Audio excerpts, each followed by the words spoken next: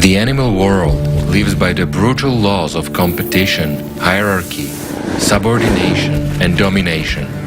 A struggle for survival where the strongest wins. This is a program they cannot change. In animals, this format ensures the survival of the species. Today, we humans live by the laws of the animal world too. We exploit and take advantage of each other. In our cases, this has not brought us happiness and prosperity. On the contrary, such a consumerist format has put all of humanity on the brink of survival. But a human being is not an animal. He is a spirit that strives for infinite freedom.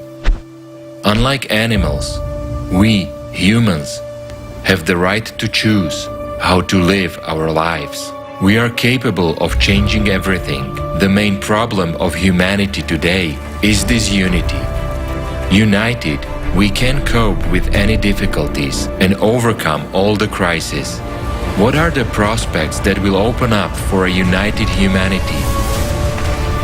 What is true unity? How to reach the new stage of development of our civilization in an evolutionary way? Watch on November 13, 2022, Kaleidoscope of Facts, the Phenomenon of Unity. Initiated by participants of Alatra International Public Movement from Slovakia and Czech Republic.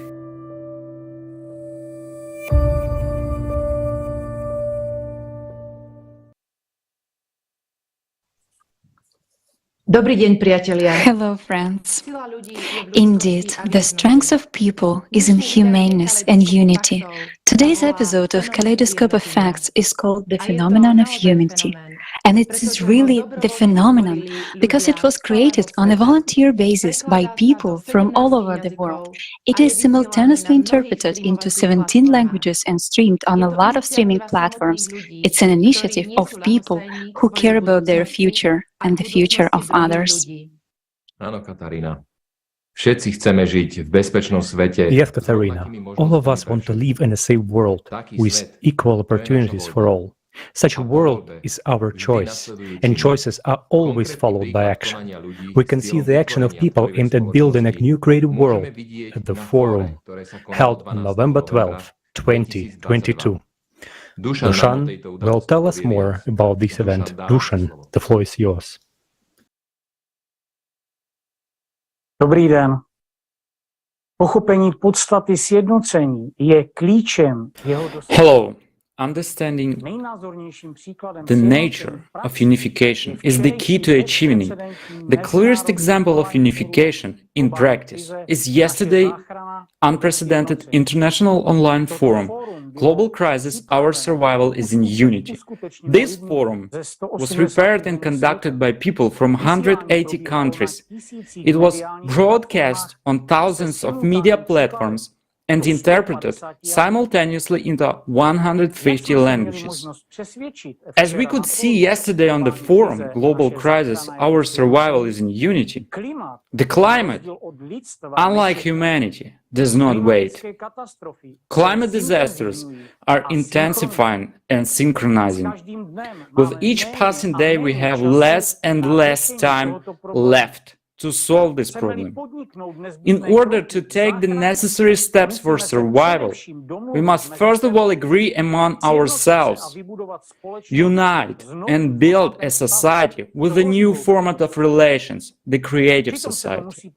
And this must be done not in any particular region, but all over the world.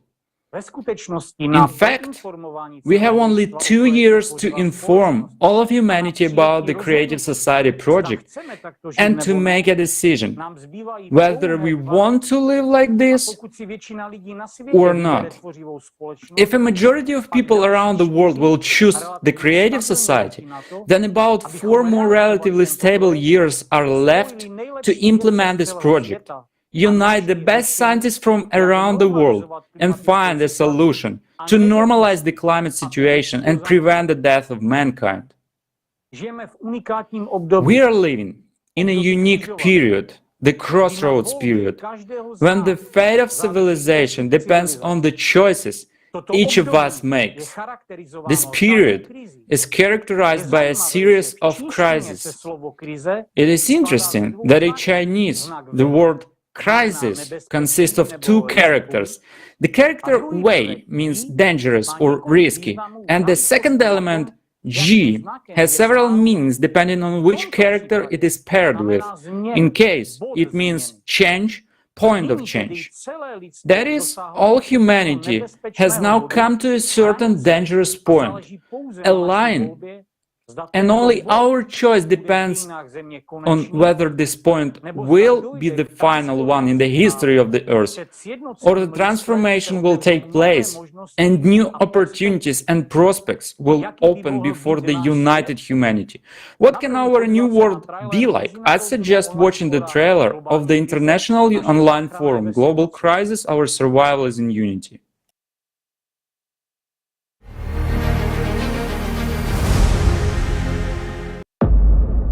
I offer you life in a new world.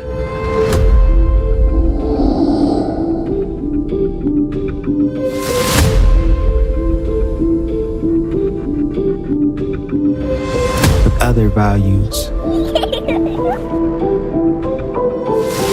and other opportunities. Which model will you choose? Dressmaking process completed. Everything is different there. This month, a team of scientists who have finally succeeded in developing weather control technology is on the cover of Forbes magazine. Welcome to your new home. According to the law, you are entitled to 60 square meters per person. This is the minimum housing standard that every person on the planet is now provided with. This is not a consumerist world that has been devouring us for thousands of years. This is the creative society. Now the consumerist format of society is pushing us towards total destruction. We are on the verge of nuclear war, of world hunger, and of our destruction by natural disasters. But there is another way. The creative society is the world that we can build in just 5 years. Don't miss it. This autumn, November 12th, on all social networks and various media platforms, with interpreting into 150 languages from the main project of humankind. International Forum, Global Crisis. Our survival is in unity. Join in.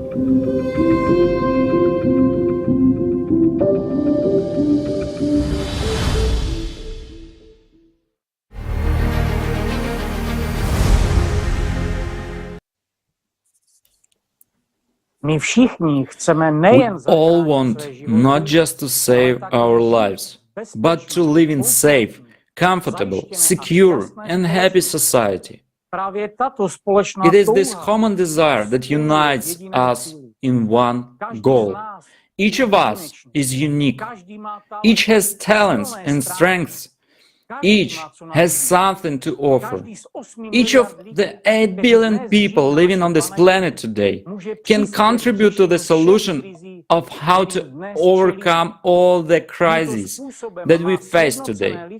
Thus, a united humanity that puts human life first, that begins to protect life first, has the opportunity not only to save the planet and life on it, but at the same time to lay the foundation for a leap forward in the evolutionary growth of an entire united civilization.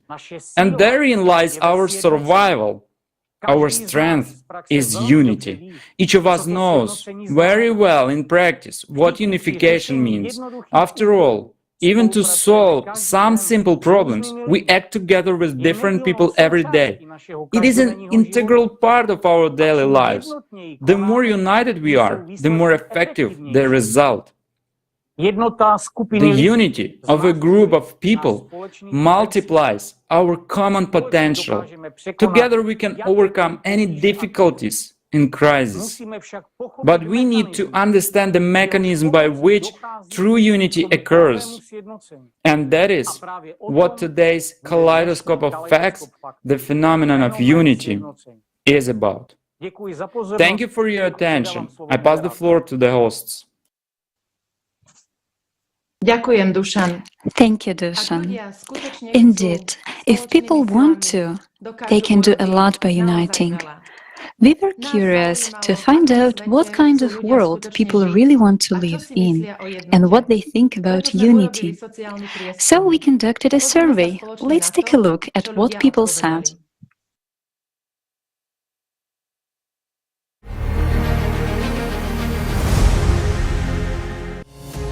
International Social Survey exclusively for the Kaleidoscope of Facts, the phenomenon of unity. What kind of world would you like to live in?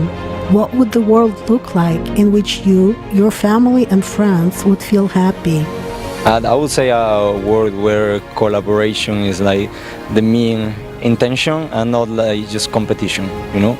Because I think we live in a very competitive world, and maybe even some governments, they take it as a danger instead of as a solution. You know, instead of cooperating for solution, they think the other government is taking things away from them. And I don't think it's the right attitude, and I think we should modify that in the future.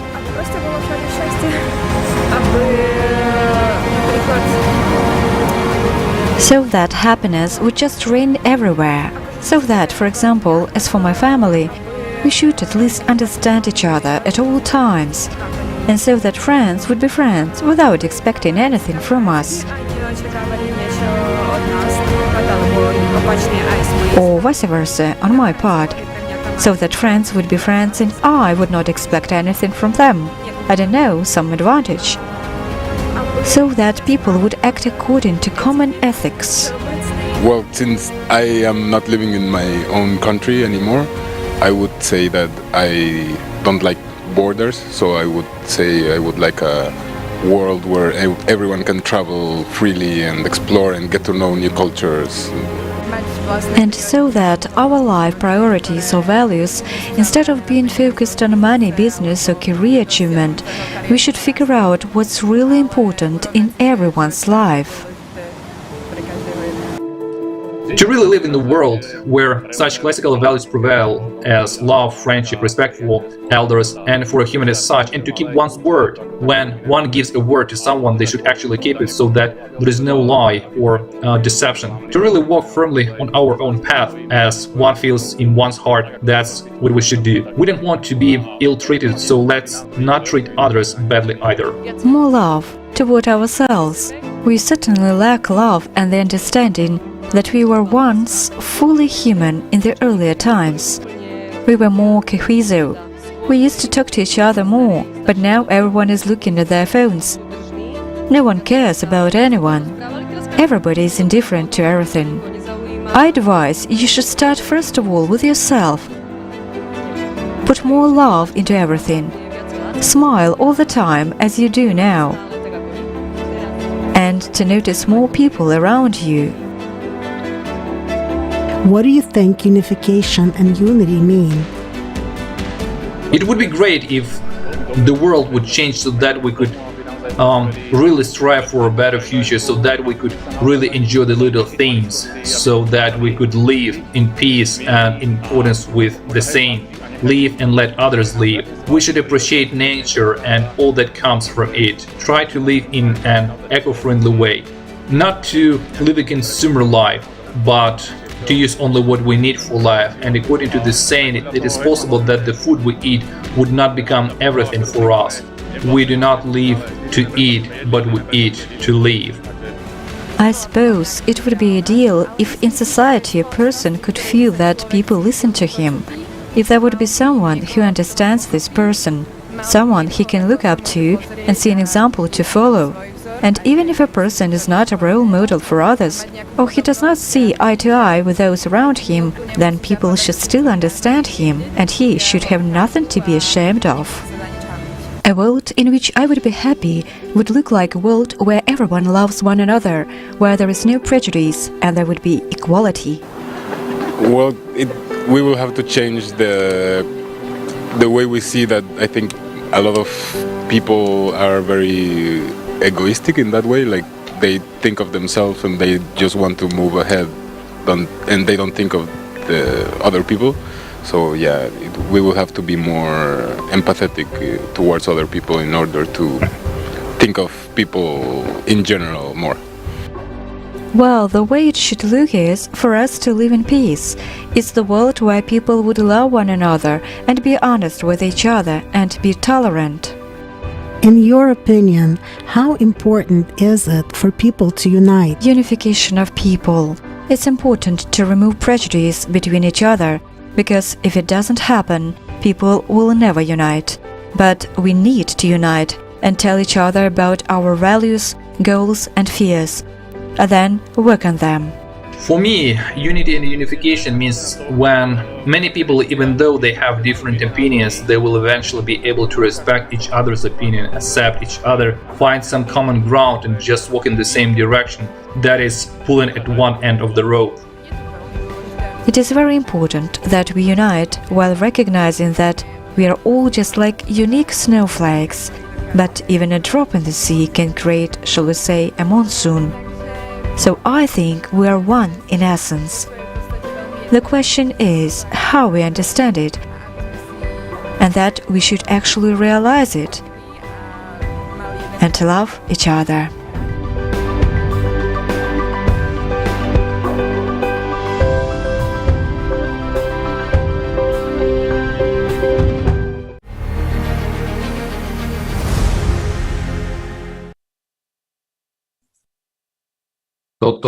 This is just a small part of the responses of the people from around the world in a global poll that have been conducted for more than 10 years. If you were to answer these questions for yourself, we are sure the gist would be the same. 99% of the world's population strive for happiness and world peace. However, our daily reality looks different. Let's watch this video.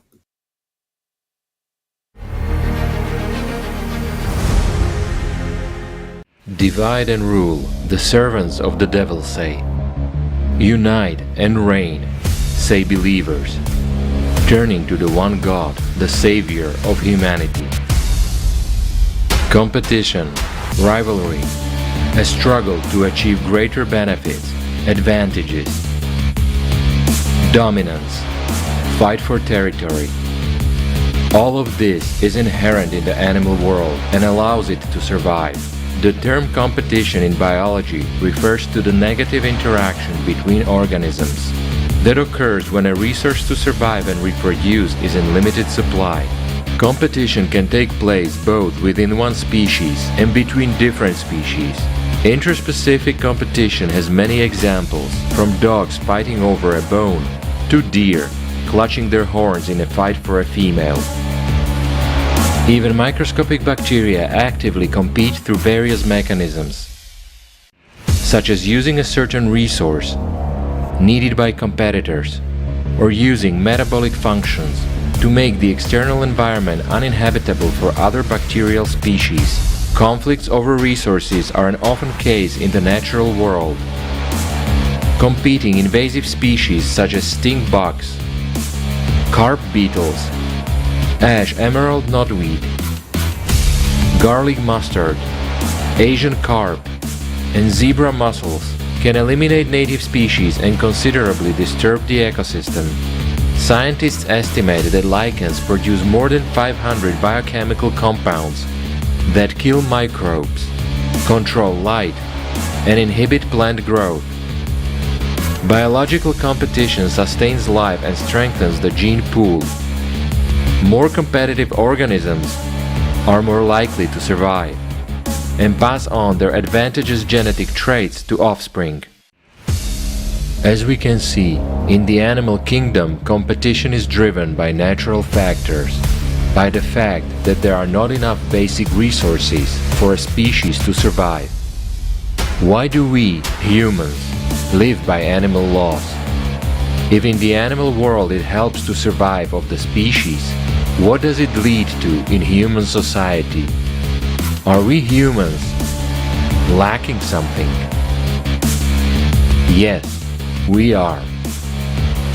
We don't have enough food, but we do have it.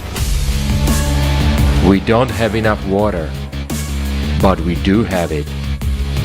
We don't have enough clothes, but we do have them. We have no housing, but we do have it. We don't have enough cars, but we do have them. We don't have enough money, but we do have plenty of it. What lays at the root of artificially created crisis? Why, if we do have everything for everyone to live prosperously, do we still have people in the world dying of hunger and thirst? Animals cannot fully provide for themselves, while we, humans, produce everything ourselves, including money. So what do we lack? The key to the survival of any species is unity and unification in one goal. Now, we humans are on the brink of self-destruction because of fragmentation, greed, and the desire for total power. After all, it is the greed of the few that is at the root of all world crises. But all this is happening with the tacit permission of the majority. The way out is the unification of all humankind to refuse the consumerist format of society and the building of the creative society, a world in which human life is the highest value. Society takes care of each person, while a person takes care of society. All the activities of society are aimed at the comprehensive development of civilization and providing everyone with the necessary benefits. We should not rely on anyone. It is up to each of us to build a great future. The choice is ours, either to be silent and die, or to unite and survive.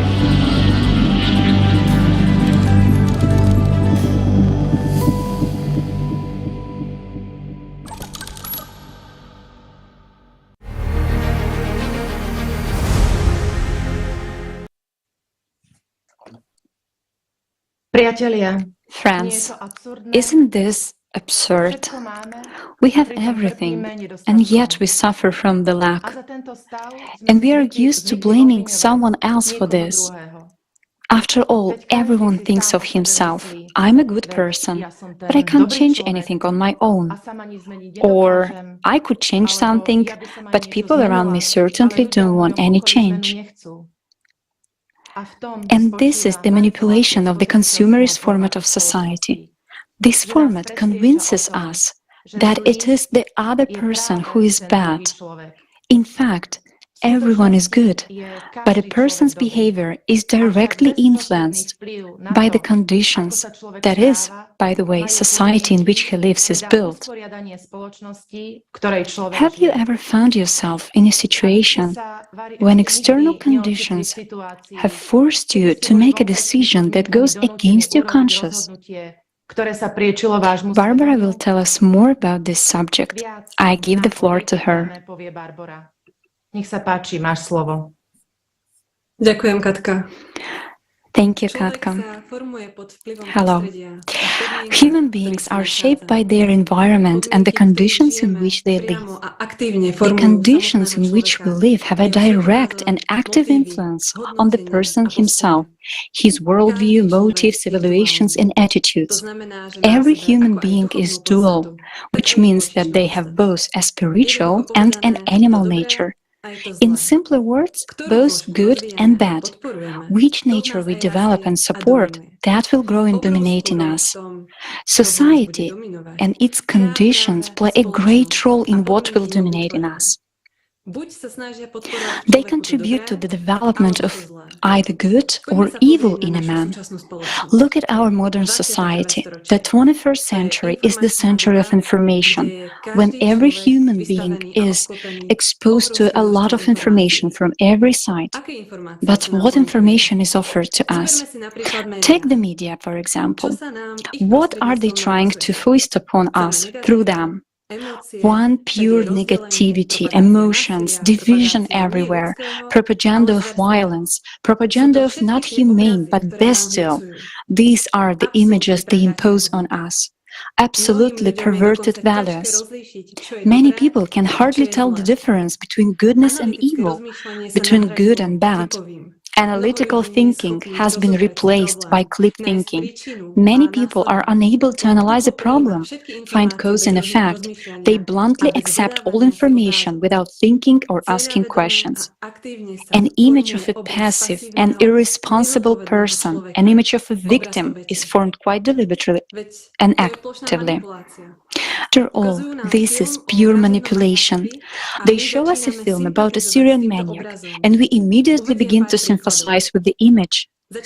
Here are a couple of examples. In the early 80s, a survey was conducted among inmates in US prisons. The results stunned the researchers.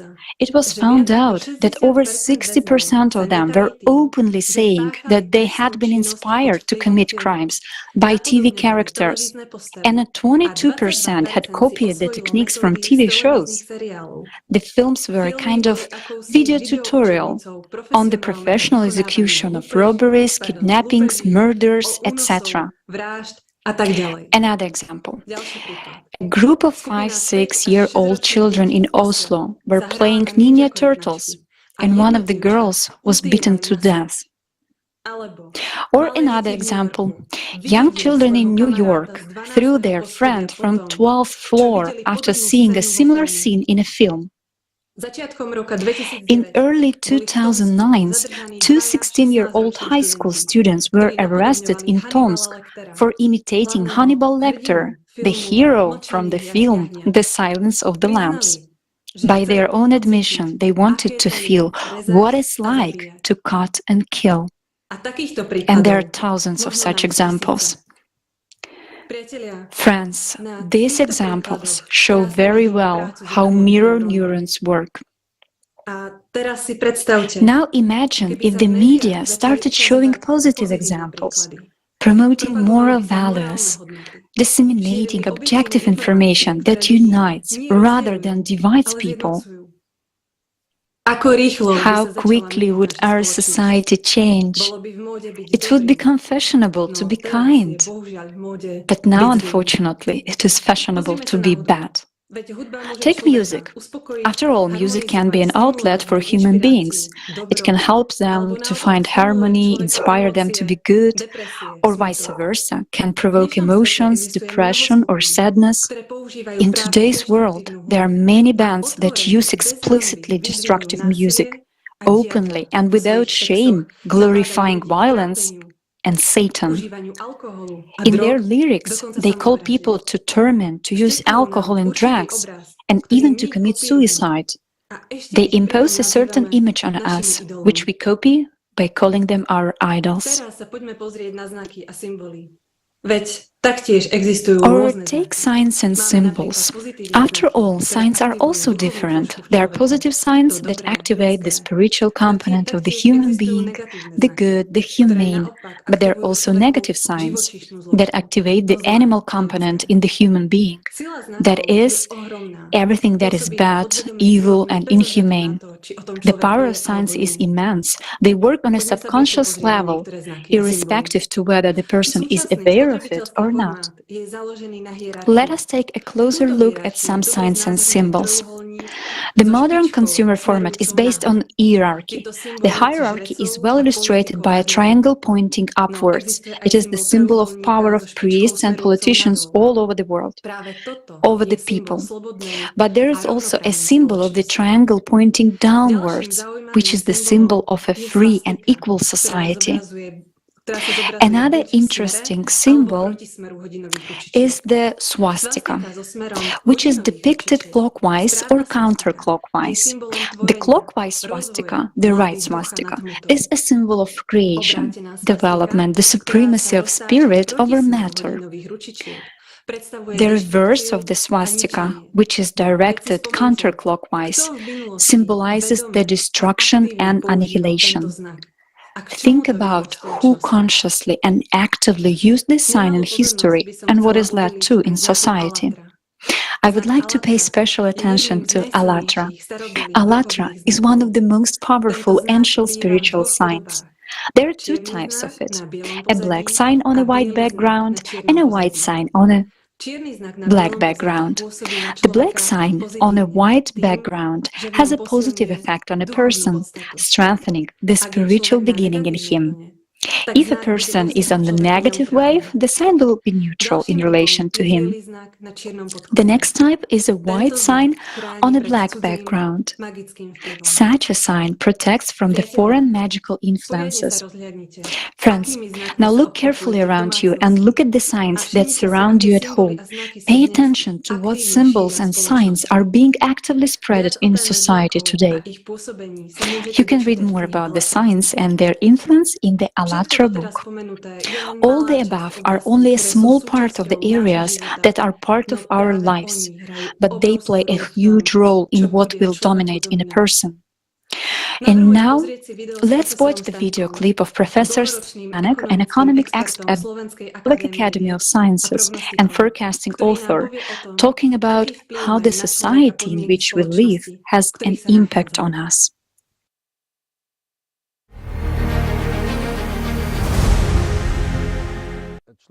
Person is kind by nature, but if he lives in an evil setting, in conditions that push him towards evil, he becomes evil. And there is an interesting thing there that comes out of neurology. Let me put it in a nutshell. Your body gets a massive amount of information every day. We're not talking about how and why, and it has to be sorted. A research by neuroscientists has shown an interesting thing. Originally it was thought to be a logical structure, Mr. Spock. Everything was logical. Then it was an emotional structure, it was Captain Kirk, whose emotions are running high, etc. And then an interesting oddity was discovered.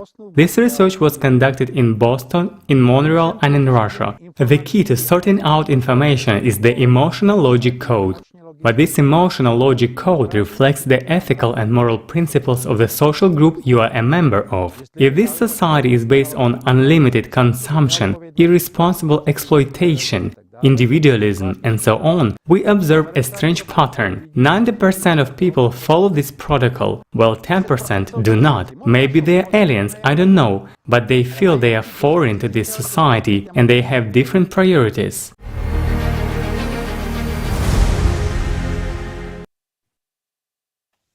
Thank you, Professor Stanek.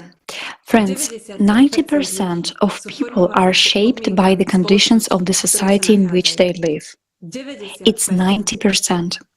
So why is a man turned into a beast in our society? It is because we now live in a consumerist format, which is built on stimulating and supporting exactly the animal part of man. Let's look at children. We are now seeing a trend in society of the sexual education of children, starting at the age of 4 or 5. Let's look at what that may have to do with. The public is persuaded that those involved are concerned about early pregnancy and the spread of dangerous venereal diseases and AIDS. Certainly, this is happening to a small extent, but the main purpose of this education is to make children aware of the subject of sex. What is the danger lurking in this? A child's personality is not formed before the secondary search, before the age of 12-14. That is, the child lives more according to the programs of his animal nature, under the control of consciousness.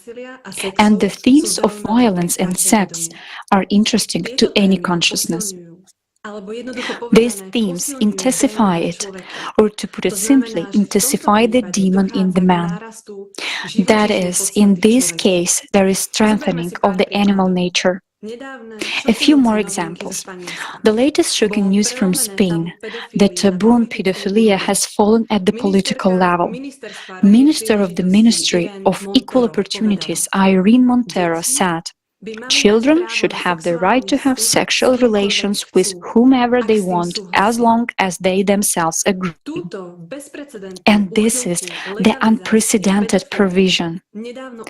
In fact, the legalization of pedophilia was recently legalized by the Spanish Parliament.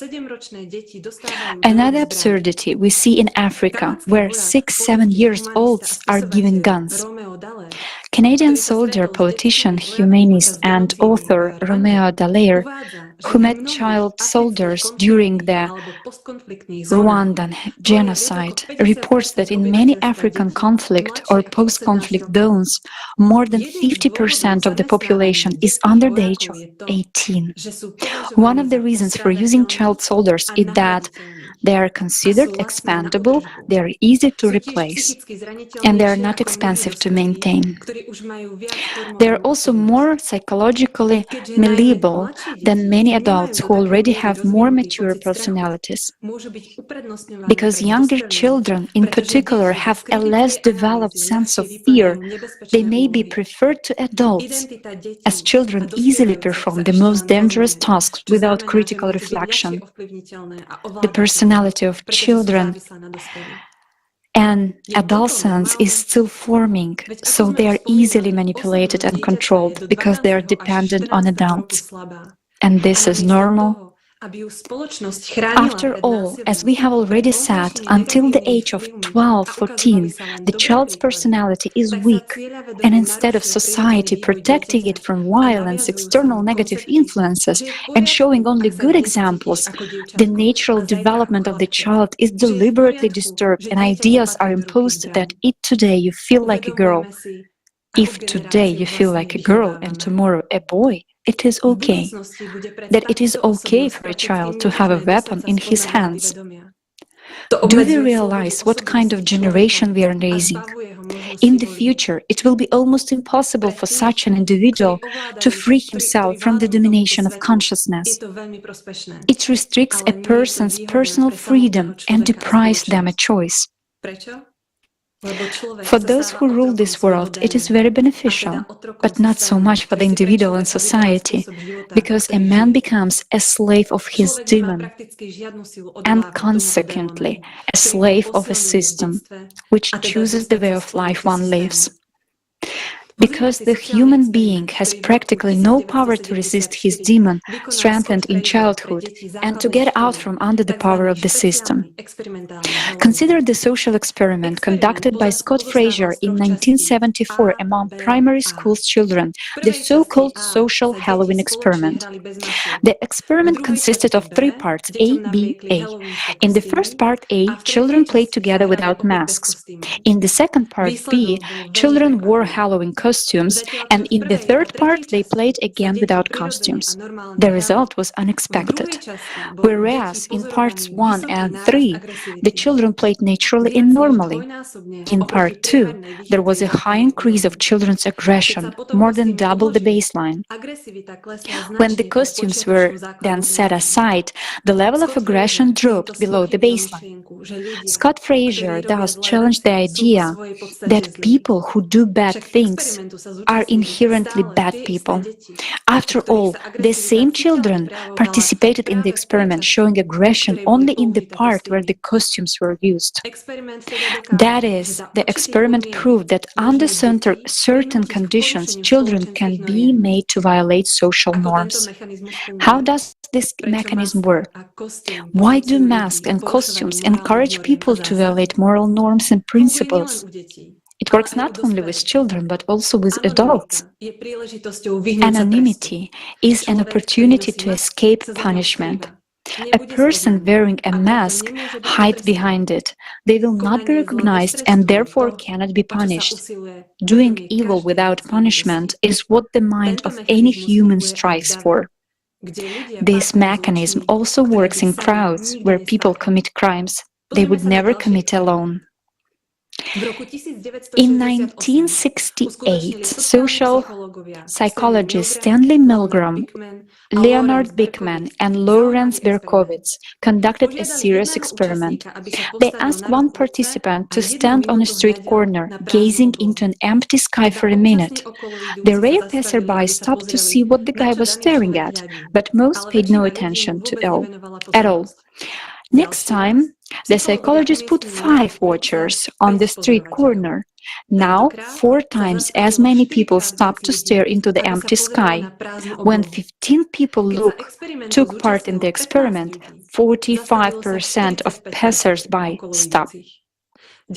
A further increase in the number of stargazers led to more than 80% of passersby raising their heads to look up at the sky.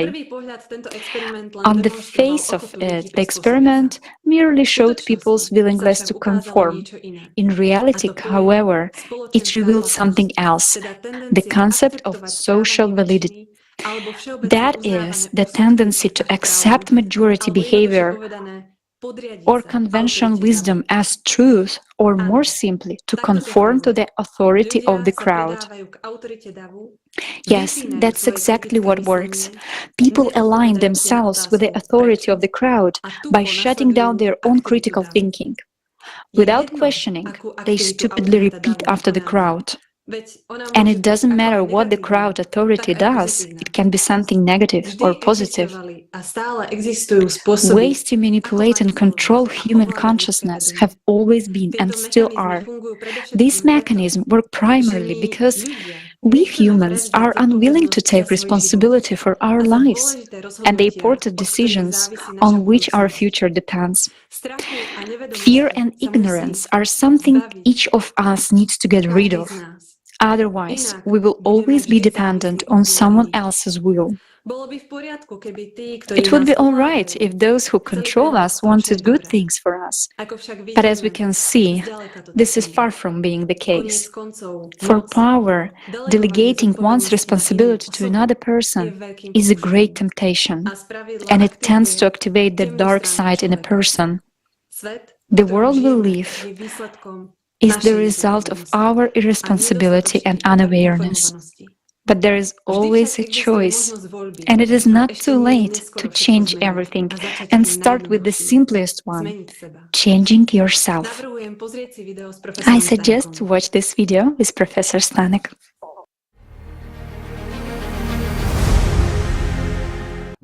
Today we have an Niagara of information, but we are terrified to do what Leonardo did in the Renaissance, when he brought together the disciplines of science and created a holistic view of the world. And today we can create a brilliant holistic worldview, but we have to eliminate power and greed for profit and other tendencies, and to say, this and that is the multidimensional world around us. And since I want to know it better and better, I'll do my best to make society knowledge-oriented first and foremost. But there is one important insight. You cannot shift that to your neighbor, saying, this neighbor is very hardworking, so let him do it and I'll join in later. No, my message is that everybody has to start with oneself, which means cooperation, communication, empathy. And when you talk to these people, they tell you an interesting thing. I would like to live there. It would be great. But what are you going to do for that?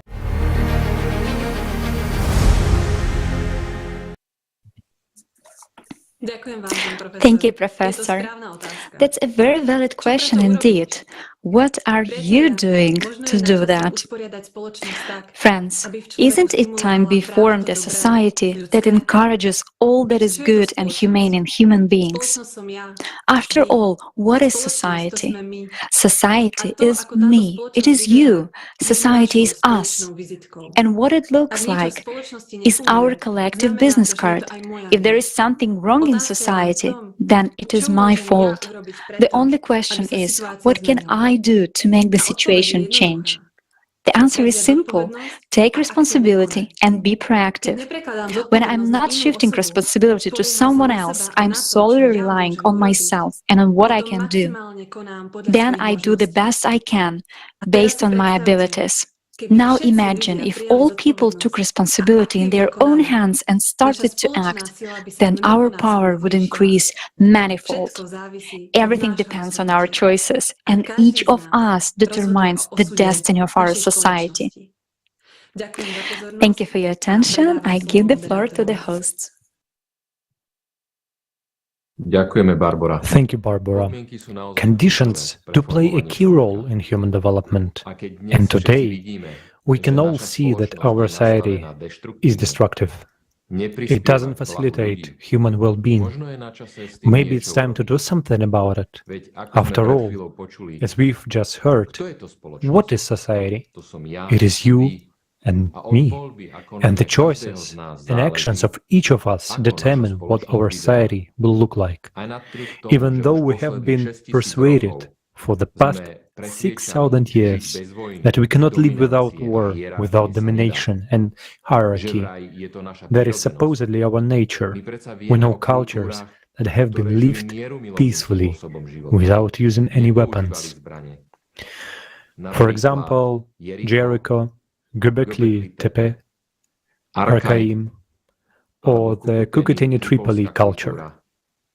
All over the world, we find petroglyphs that show the unification of people. Let's watch the video.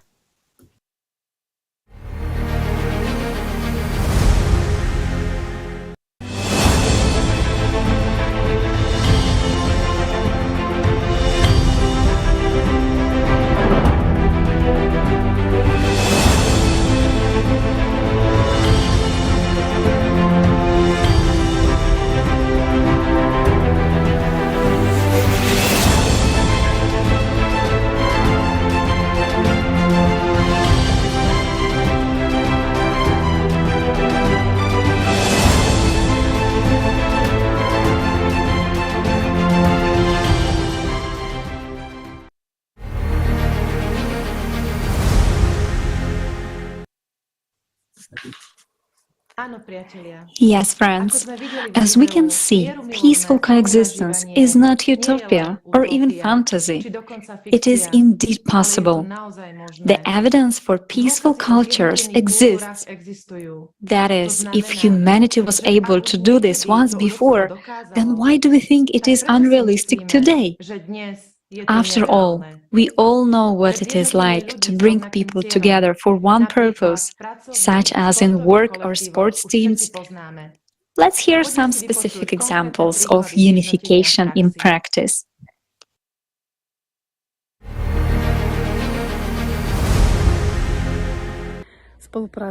Working together is absolutely essential in the school environment where I work. It is essential for everyone involved. When one student works with a teacher, everyone shares the experience. When the whole class works with the teacher and the teacher works with the students, it's great. But when the entire faculty works together, projects like this one are created, and there is a work environment and a relationship that helps everyone move forward. Ultimately, this brings about meaningful results for everyone. That we help each other, that we complement each other, that there is no competition or attempts to dominate over someone. And in my experience, I realize more and more that it is very important that our whole team works as a single organism, rather the opposite, because it has been proven time and time again in practice that when we are separated, and something is wrong, or some situation is wrong, then nothing works, things get stalled, various problems arise. And conversely, when we cooperate in various ways with each other and between groups and teams, new ideas arise. There arises something that ultimately makes life easier for everyone, and everything happens in a better way. I would say that it is very natural for us as people to find ways to make life better for each other, so that we, the whole society, can live better. No matter how brilliant a professional may be, without nurses, without ward attendants, without barmaids, without those who run tests and so on. The most excellent surgeon turns into nothing, no matter how accomplished you are. It's always about teamwork. If all people are united by one goal, it allows the team as a whole to work cohesively and provide the best possible and most effective treatment for the person. There was a clinical case where we treated a girl. At that time she was 16 years old, and she had a huge tumor, about the size of a soccer ball, and she was denied surgery in other clinics. They were unable to do it, and we did it. We operated with a large group of people: urologists, gynecologists, surgeons, and traumatologists were working together for almost 12 hours. And so, in a well-coordinated, friendly, step-by-step manner, we were able not only to remove this illness from her body, but also to make her fully functional later on. So often the first thing you see when a fighter is victorious and they get the microphone, the first thing they will do is to thank the whole team, their coaches, their teammates, their training partners, because without them, they wouldn't be where they are.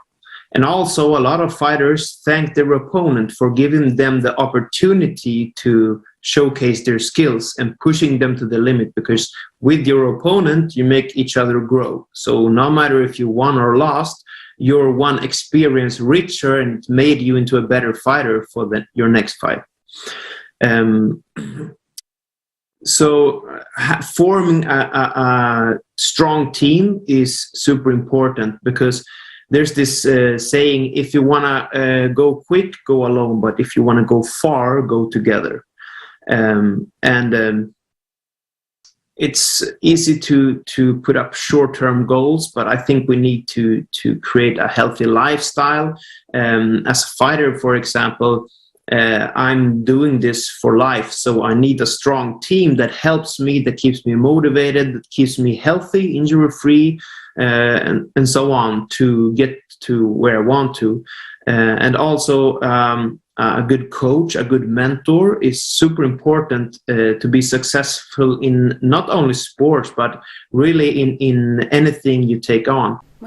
My name is Zlatka, and I am symphony orchestra performer. In particular, I play a beautiful musical instrument, the violin. What is extremely important in our work is the idea of unity. There can be 100 people in an orchestra, sometimes more, sometimes less. The idea of unity is very important, because if we don't play in unison, then nothing good will happen. The concert will never go well, and we will never communicate the musical experience to the audience.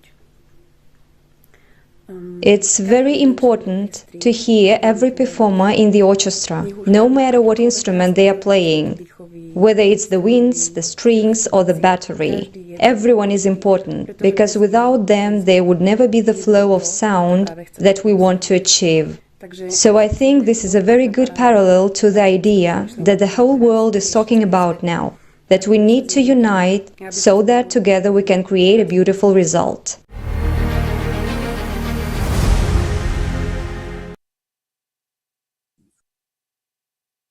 We have only seen a small number of professions that have a combined team experience.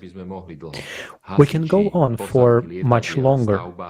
Firefighters, airplane crews, construction workers can do a job successfully when there is unification for a common purpose and when there is help and mutual aid.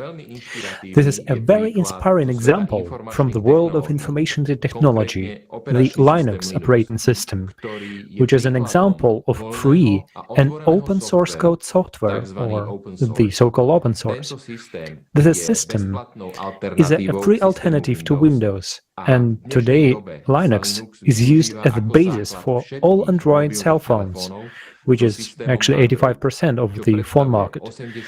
At the same time, all over the world, 500 largest supercomputers and 39% of servers on the internet run on Linux. The system is still freely available and everyone can not only use it, but also improve it.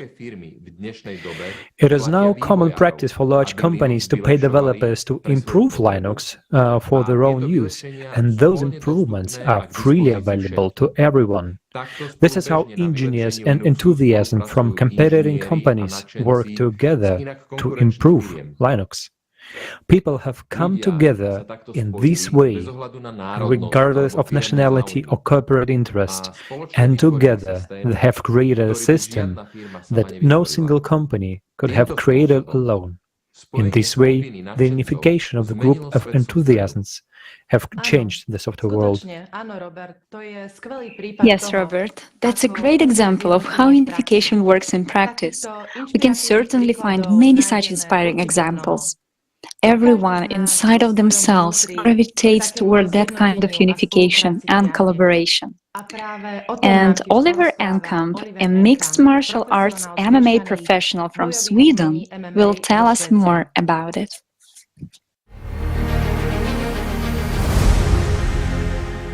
I think we have come to this point in evolution by unity, by uniting in communities where everyone can use their own strength to make a bigger impact, because you can't know everything yourself. So by forming communities and being united, we can all help each other with our different experiences, and we have different skills and wisdom, and when we share this, we can create something much bigger together.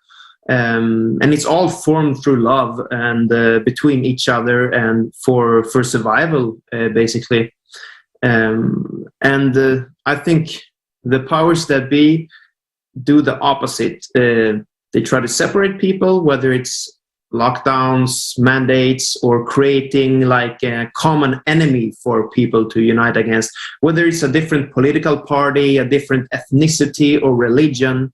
And we've seen this through the history where different leaders has tried to unite their people against creating a common enemy just for mass control and surveillance. And I think we need to be aware of this so it doesn't happen again.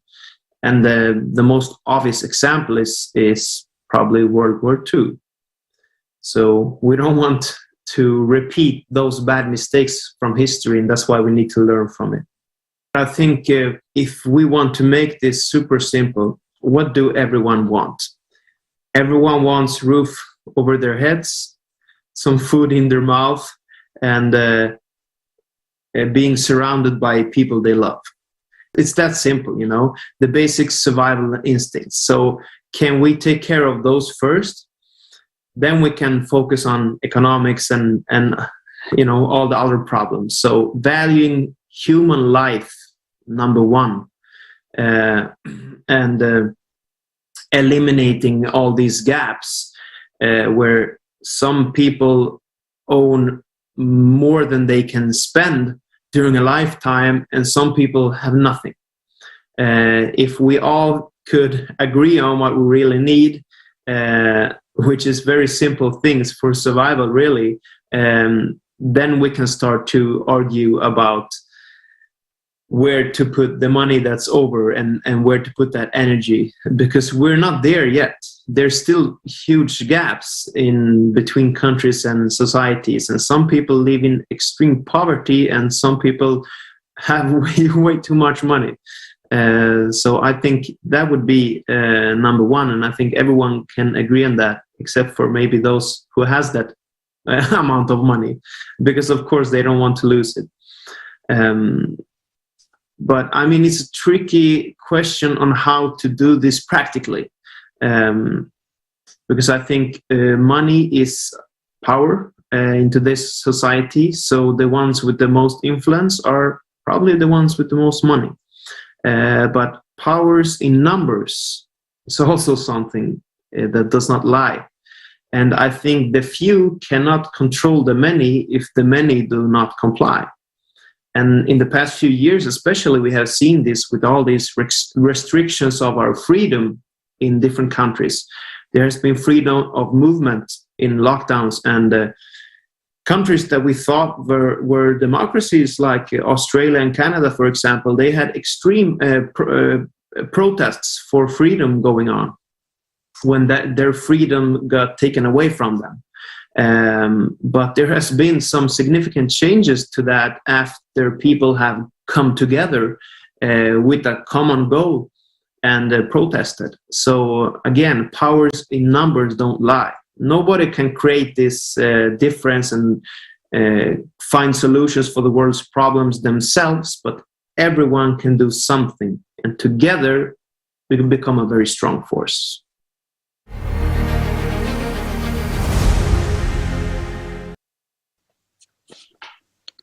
Thank you so much, Oliver, for your very inspiring words. Now let's listen to the experience of an astronaut who was on an international space station.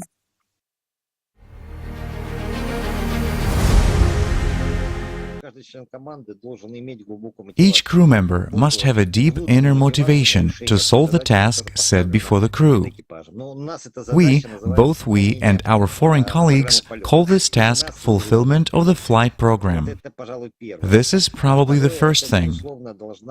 The second one is undoubtedly communication skills and a psychological attitude for successful teamwork that go together with the understanding that not only you can be in a bad mood, not only you can get up on the wrong side of the bed, or find out that your son got a bad grade at school, but the same, absolutely the same circumstances apply to your colleagues, and it doesn't matter what country they come from. Everyone has their own pet peeves, as we say, and you have to take them into account when communicating. Actually, we have a wonderful document called the Code of Conduct for International Space Station Crews. The document recommends, in fact, quite strongly recommends following certain rules. In particular, it says that it is not recommended, for example, to discuss religious or political topics with our foreign colleagues. Of course, foreign colleagues are meant, and in general, to discuss all those topics that may disturb the state of equilibrium on board. And this is an individual thing. As I said before, everyone has his own pet peeves. For example, some cannot stand soccer, others can't stand cats. I'm just imagining it.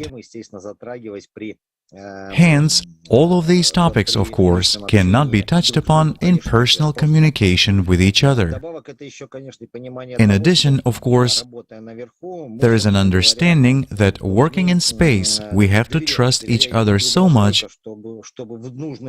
that at the right moment, if everything goes wrong, if an emergency happens, we can turn our backs to each other, so to say, and be sure that the person you have behind your back will not only do his job, but will also be there to back you up. And without this understanding, without this feeling, it is simply impossible to fly into space, and in fact, participate in any extreme events of such kind, which a spaceflight actually is. We understand all this and try to stick to these rules. But I want to point out that actually, I believe these rules work very well not only in space, but also on Earth, in large teams, especially when there is a difficult emotional environment, let's say deep isolation or large external threats that can threaten the life or health of your colleagues. I believe these rules apply everywhere, and following them, I think, is the key to any successful work, not just in space. The most important thing is to remember that you live not alone, and the principle of after me, the deluge, can lead to nothing but disaster, not only for you, but also for your children, and in fact for everyone around you. So when you live in society, you must understand that you are responsible to society, to the team, to those people who you find yourself with. And of course, it should be understood that we must be very careful with one another and not rock the boat we are all sailing in together. Because if we rock it too much, figuratively speaking, we will actually capsize it, and then it will be very bad for everyone who is in our boat. You know, after the first flight, I realized that if the G20 summits were held in space, on board of the International Space Station, I think everyone would very quickly agree on all the issues that need to be settled, resolved, and any kind of compromise would be found. First of all, people really need to realize that our planet is small and fragile. It's not a declaration, it's not some nice words. It really is so. You realize this very quickly when you look at our planet from a height of at least 400 kilometers. This is where our International Space Station is. By and large, we're all in the same boat on Earth. It's very small. In fact, our planet is extremely small and fragile. And by the way, you can see very well from above how vulnerable it is to all kinds of natural disasters. There are some traces left on the surface of the planet, on dry land, at sea. And it's sad to understand, sad to see that someone wants to, shall we say, add their own complications to our planetary life. There is only one boat so far. We haven't yet gotten to other boats, where if something happens, we could wait out cataclysms taking place on our home planet. I think simply endless prospects would open up for human civilization in our understanding, at least for the time being, because the resources would be spent not on national security of each country, but on accelerating technological progress of our civilization on Earth, and of course, advancement of manned space exploration. I am sure that our cosmonautics would have such a speed of development that we probably would have been on the Moon, on Mars, and perhaps on other planets long ago. And I am sure that the knowledge we will get, we would have got, or in this case, will get in the future, will help us make our lives even more comfortable, safer, and perfect in all aspects.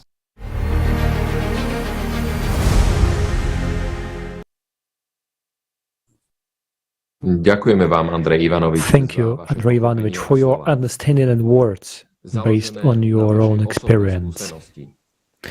Indeed, our planet is like a fragile ship floating in space, and every change in it affects all of us. Our planet is a living organism. Everything is interconnected, and we need to understand that we humans are also interconnected. Yes, consumer society makes us selfish, caring only about our own well-being, at most about the well-being of our families.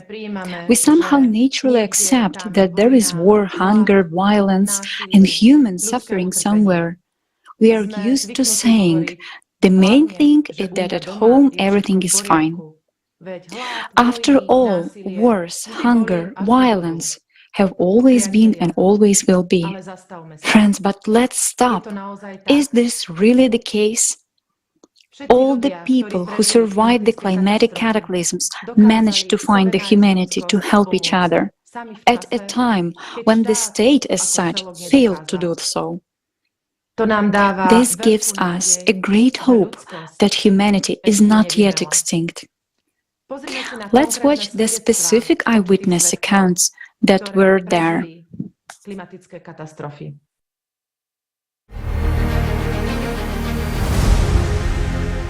People are pouring out with love. Like, what can I do? What can I do? I will be there. I had a girl drive all the way from Lexington, which is almost 2 hours from where I live, just to drop off clothes to a girl that lives here in Bowling Green. People are coming together. That is the positive thing. You can really, really, really feel the love. I'm not going to say this happened for a reason. Nobody deserved to lose anything, but there is really something beautiful coming out of it. People are really, combining forces and just coming together. And it's really, really a beautiful sight to see. People are, getting translators for the people who need help. We're making sure that people of all different ethnicities have what they need. Some of the residents were talking about how the nurses in there, when that tornado hit, threw their own bodies on top of them to protect them from debris. So they're like, yeah, shielding them with their own bodies, which is this is a crazy story to think about, just crazy to think about. And I just know everybody who showed up there was just trying to help in every way they could. I wouldn't be surprised if there was over 100, 150 people that were just there to help. Really, it was instantly. It was no matter what was going on in anybody's lives at that moment, it was like humanity just came together to make sure everybody was okay. A colleague of mine who is also a journalist, and his brother was affected by the flood, he wrote an article on his social media account saying that I was sad to see the disaster, but when I saw the reaction of people, I saw hundreds of young people with cranes. They had cranes and they brought their vehicles to help people remove heavy objects and to just open the path for rescue teams. I saw hundreds of people who were bringing hot meals for the people who were affected. I saw many people who were bringing extra utilities that they have at home to provide these to the families. I went to a Punjab retail store in Surrey, British Columbia, and that gentleman graciously just told us to take what we wanted: 50 blankets, 50 sweaters, and hundreds of socks and so on. I mean, the people were very kind. Of course, like when this disaster hit, people within the areas helped each other, especially in searching for the lives that had been lost in the floods. They were the ones who started excavating until when the government got to know and they brought some tractors to help remove the large volumes of sand and stones. But people have been so helpful to their fellow friends, because even at the moment, those whose houses were destroyed have not been they have not got other new houses, so they are staying in the relatives' houses. So I think they have been at the forefront in all of this. For me, it was really a surprise. I thought it would not be so much, but it really was amazing. You saw it in the first few days and couldn't believe it, that people are so good and how they got together. There were one batch of people, one community with each other, regardless of the government, no matter what. They just held hands and said, "Come on, you can, come on and come on. You need to pick up your clothes from the house, come on, I will take you, let's go." It was impressive. People stopped working, including me, because in the early days I helped a lot. It was very difficult for people, but it also has positive aspects. For example, those people who stayed, who helped each other and were like a support. Also with the donations that I told you about, that people brought when they said stock. They decided to create a stock at some places that were set up as a stock. They made some very big places that are like warehouses, where people can go and say, "Look, I don't have food today. Look, I need clothes." And now they can go and look for them. It really was incredible. It was unique.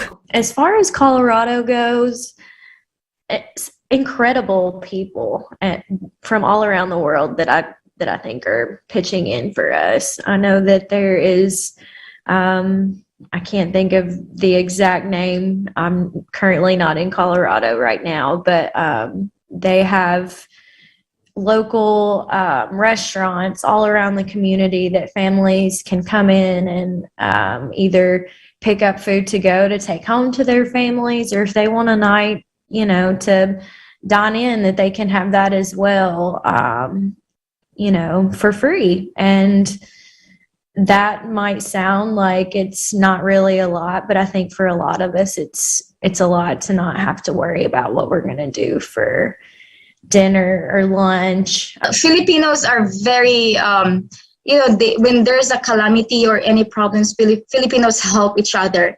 So the government officials, even the citizens, everyone, like they help each other. They just give a helping hands, like giving the food, even a small amount of money, food, or sharing anything, whatever they have, they could offer. It's just like, we call it bayanihan, like helping one another. And that's how Filipinos survive.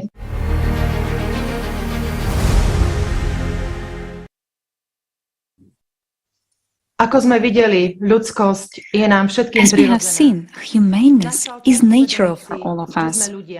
The time has come to realize that we are human beings, not animals. These cataclysms were local, but there are global cataclysms coming quickly. And to prepare for them, we must act now and unite. The sooner we unite, the better our chances of survival. Odpovedzte si úprimne. Answer yourself honestly. Are you ready to leave your home and seek a new home? Or are you ready to accept people who have had to leave their homes? When we realize that the highest value is human life, the question, do I have to help someone? Will someone help me? Will no longer be a question. In the report on the problems of consequences of global climate change on Earth, effective ways to solve these problems, which was published in 2014 at allatra.science, we read, if people from different countries start to unite independently to address various issues, regardless of nationality, religious beliefs, social or other status, outside of political and priestly systems, which are aimed at dividing people, then in a short space of time it is quite realistic to build a global society of creation, the basis of which will be universal spiritual and moral values. We are all human beings, and all of us have the same place of living, the Earth. One nationality, the humankind. One common value, life, thanks to which we can worthily attain self-fulfillment and the meaning of our existence in the highest spiritual and moral aspect. As was said in yesterday's forum, our planet is experiencing a change of cycle. This is evidenced by changes not only in space, on the surface of our planet, but also in its core. Thanks to all the honest scientists who, despite the system's efforts to hide the truth and profit from lies, speak the truth out loud. Thanks to the courage, we have a chance to understand the true causes of climate change and find a way to survive. At yesterday's forum, we were given detailed information about the cycle of change. And according to the mathematical model that was published, we have a more or less peaceful 6 years. And if we do nothing, humanity will cease to exist in 2036. We invite anyone who wants to learn more about climate change to watch the next 29th episode of Kaleidoscope of Facts, The Earth's Core. How can humanity survive? Let's watch the trailer together.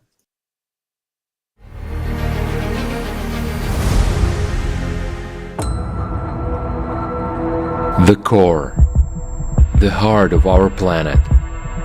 Its movement creates the conditions for life on Earth. But every 12,000 years, the planet's core fails. It's hard to imagine that such a massive dynamo as the core could fail. But now, the world's scientists are watching with horror what's happening in the bowels of the Earth. The red hot magma, awakened by the vibrations of the core, is bursting to the surface. The real nuclear threat. What is it actually? What affects our core every 12,000 years? What do changes in the magnetic field cause? What happened to the atmosphere of Mars? And will it happen to the Earth? Will the moon fall to Earth? Can the destruction of the planet's core be stopped? Will we be the last people living on Earth? It's time to bring the truth back to people. On December 13, 2022, watch this and much more in the Kaleidoscope of Facts. Earth's core, how can humanity survive? Initiated by participants of Alatra International Public Movement from Israel and Australia.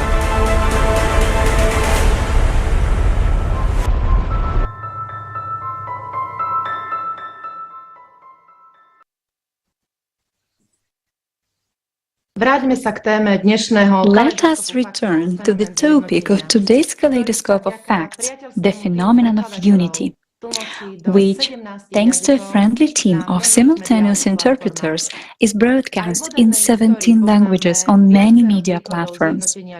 We also know many examples of humanity uniting in modern history. However, we offer here that one person can do nothing. So let's look at the example of Mahatma Gandhi. At a time when there was no information technology, he was able to unite India. India defeated the British Empire in the 1940s and freed itself from colonial oppression. Just think, what resources and opportunities did India have compared to the British Empire? Who united India? One man.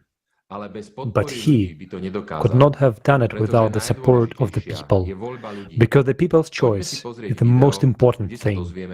Let's watch the video and learn more about it.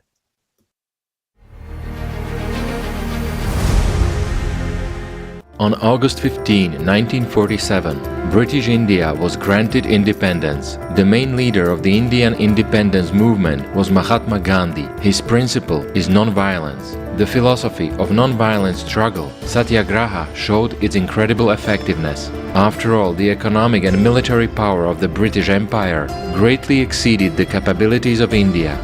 So how did the Hindus manage to defend their rights to independence? First of all, Gandhi turned to ordinary people who bore all the hardships of life. He offered them to defend their rights within the framework of the law in an exclusively peaceful way. His ideas turned out to be realized as ordinary people in their greater mass supported him. Gandhi called for a campaign of civil disobedience, refusal to cooperate with the British authorities, from buying British goods, paying taxes to the treasury. He constantly focused people's attention on the fact that the British came to India as merchants on the ships of the East India Company to earn money, and he was sure that the British would leave as soon as it became unprofitable for them to stay in India. Mahatma tried to give a wide public response to each of his actions. Gandhi dreamed of a country of equal happy people, living without frills, where handicraft production would be the main thing. The symbol of his economic program became a hand-spinning wheel on which Mahatma himself worked daily. He believed that such a spinning wheel would allow each family to earn money for rice and cakes and save India from unemployment. Gandhi taught that the lack of technological progress is not proof of the inferiority of a nation at all. It's not that we didn't know how to invent machines, but our ancestors knew that if we went down this path, we would turn into slaves and lose morale. After due consideration, they decided that we should only do what we can do with our hands and feet, and don't depend on anyone. They saw that the swords of kings lose to the sword of morality, and therefore they placed earthly kings below sages and ascetics. As a result of these peaceful protests and the boycott of the purchase of British goods, the English crown lost the profits for which it had colonized India. Having lost their profit, the colonists decided to leave India. This showed their exclusive consumerist attitude to the country. Rushing to get rid of these territories, the British leadership decided to divide British India into two countries. During the drawing of the border, many important factors were not noticed. First of all, the wish of the Indian National Congress and the Muslim League was not taken into account, and although it was almost impossible to please both, the mistakes during the demarcation were too gross. The question arises, Why the British diplomats who had such colossal experience in negotiating and knowledge of the peculiarities of the local mentality did not take into account these nuances? Or was it all done deliberately? Thus, the territories inhabited by Hindus and Buddhists went to Pakistan, whereas India received Muslim regions under its subjugation. In addition, the numerous Sikhs, who found themselves on the both sides of the barricades, demanded the creation of their own independent state. After the approval of the borders in the newly created countries, large migrations began. People relentlessly migrated from one state to another, and it seemed that in this way the conflict would dry up. However, in Kashmir, the situation only worsened. The vast majority of the population here were Muslims. At the same time, the Maharaja was a Hindu. The independence of British India turned into the disintegration of the country into India and Pakistan on religious grounds, and the Indo-Muslim massacre. Millions of people rushed in different directions, fearing to be in a foreign state. According to various sources, more than 500,000 people died. Many millions were injured, raped, and left homeless. No country in modern history has known such a bloody collapse. Gandhi was horrified. Everything that he believed in was crumbling before his eyes. The imaginary India of his dreams turned out to be a myth. Everyone immediately forgot about non-resistance. Monstrous cruelty reigned in the streets. The authorities of the new country had to ask the departing British for soldiers to help deal with the unrest. Gandhi refused to come to the independence ceremony. When at the midnight of August 15, the first Prime Minister of India, Jawaharlal Nehru, raised the flag of independent India in Delhi, Gandhi traveled to the country trying to stop the violence, then went out on a hunger strike until the madness is over. His peacekeeping activities irritated the radicals. When Gandhi's entourage convinced him to start eating, he began to go out to the people who usually stood at his house. On January 30, 1948, Mahatma, as usual, went out to the crowd. Then a man quickly approached him and fired 3 times at point-blank range. The killer, named Nathuram Godse, turned out to be a member of the Hindu group, Hindu Mahasabha. India would begin to develop large-scale industrial production, forgetting about the hand-spinning wheel. It would create an atomic bomb which Gandhi considered the weapon of hell. It could not even occur to him that the Indians would begin to develop it. Social stratification and caste prejudices have not disappeared. There is no Sarvodaya in India. Mahatma remained statues in the squares, pages of history books. Of course, Gandhi's role in the national liberation movement is huge, but he could not have done anything without the huge support of people. Those who do not know their history are doomed to relive it again. So what lessons can we learn from these events? Victory over the consumerist format of society is possible only when the majority of people want to live in the creative society. This cannot be done in one single country because all countries are interconnected, politically and economically. Gandhi's mistake was that he concentrated his activities within the country and did not take into account the possibilities of large geopolitical players supporting the consumerist format of society. If we want to change the format of society, then we should do it all over the world, and people themselves should do it. This should happen in stages and exclusively peacefully. It is also important to understand that the building of the creative society does not imply the abandonment of technologies and observance of asceticism. Vice versa. The creative society is a society of modern advanced technologies, abundance for each and everyone.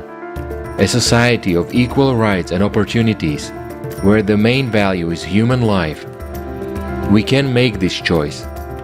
After all, the right to choose is a sacred right given to every person. It must be remembered that all challenges in society begin primarily with the person themselves and their choice. And everyone makes it, because turning away from the problem and not making a choice is also a choice. Solving the issue for one country is good, but now all of humanity has one enemy, the consumerist format of society. According to all religious traditions, now all of us, people, are at the crossroads, at a time of global choice for a human and all humankind, and both their life and the life of all humankind depend on the choice of each.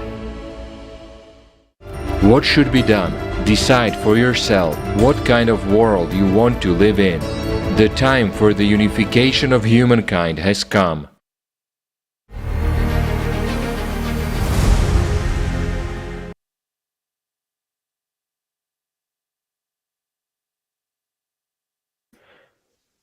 So what lessons can we learn from the example of India?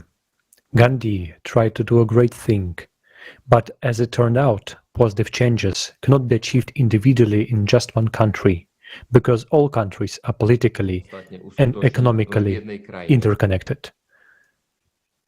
Gandhi's mistake was to focus only within his own country and not to consider the possibilities of major geopolitical players supporting a consumerist format of society.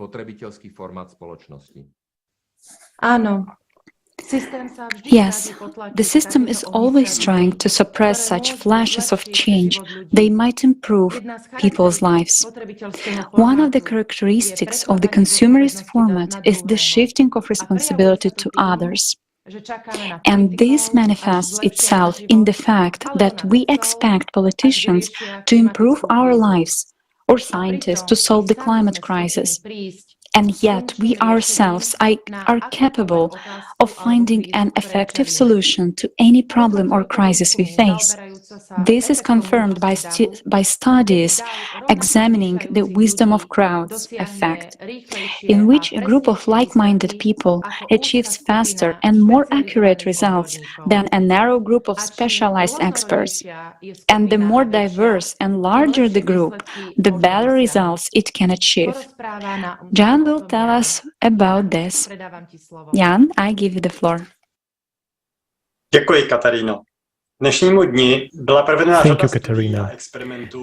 It was an experiment today that have been enough studies and experiments confirming that the collective decisions is more correct and closer to the exact value. Everyone knows the Galton experiment, in which visitors to a fair were asked to estimate the weight of a ball. It turned out that the most accurate estimate was the average, formed on the basis of the opinions of all the respondents.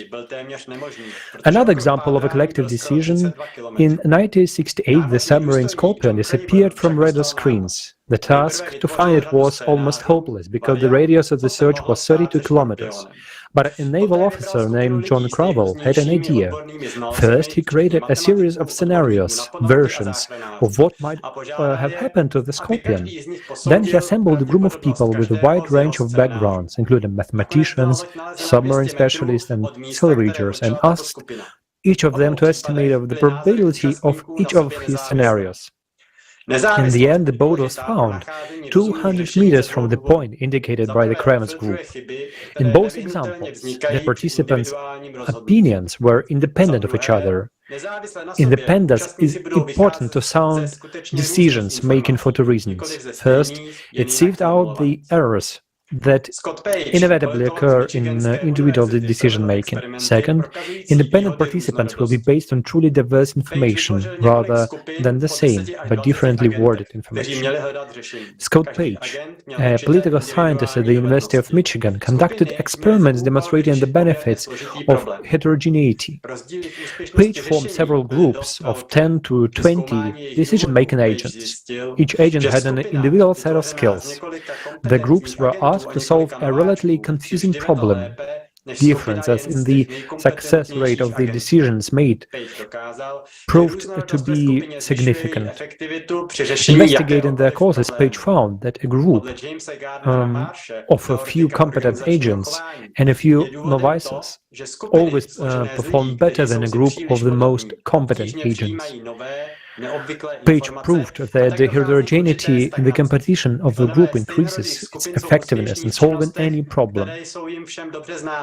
According to theorist of organizational behavior, James Gardner Marsh, the reason is that the groups consisting of people too much alike find it difficult to assimilate new, unconventional information. and therefore a kind of stagnation occurs. Members of a homogeneous group succeed in activities that are familiar to all of them, but lose out in the collective ability to explore alternatives. A group of participants who are not similar to each other will make better and more viable predictions, make wiser decisions. Not even the most experienced decision maker will be able to make such a decision. There are many absurd predictions in history that have come from mouths of professionals.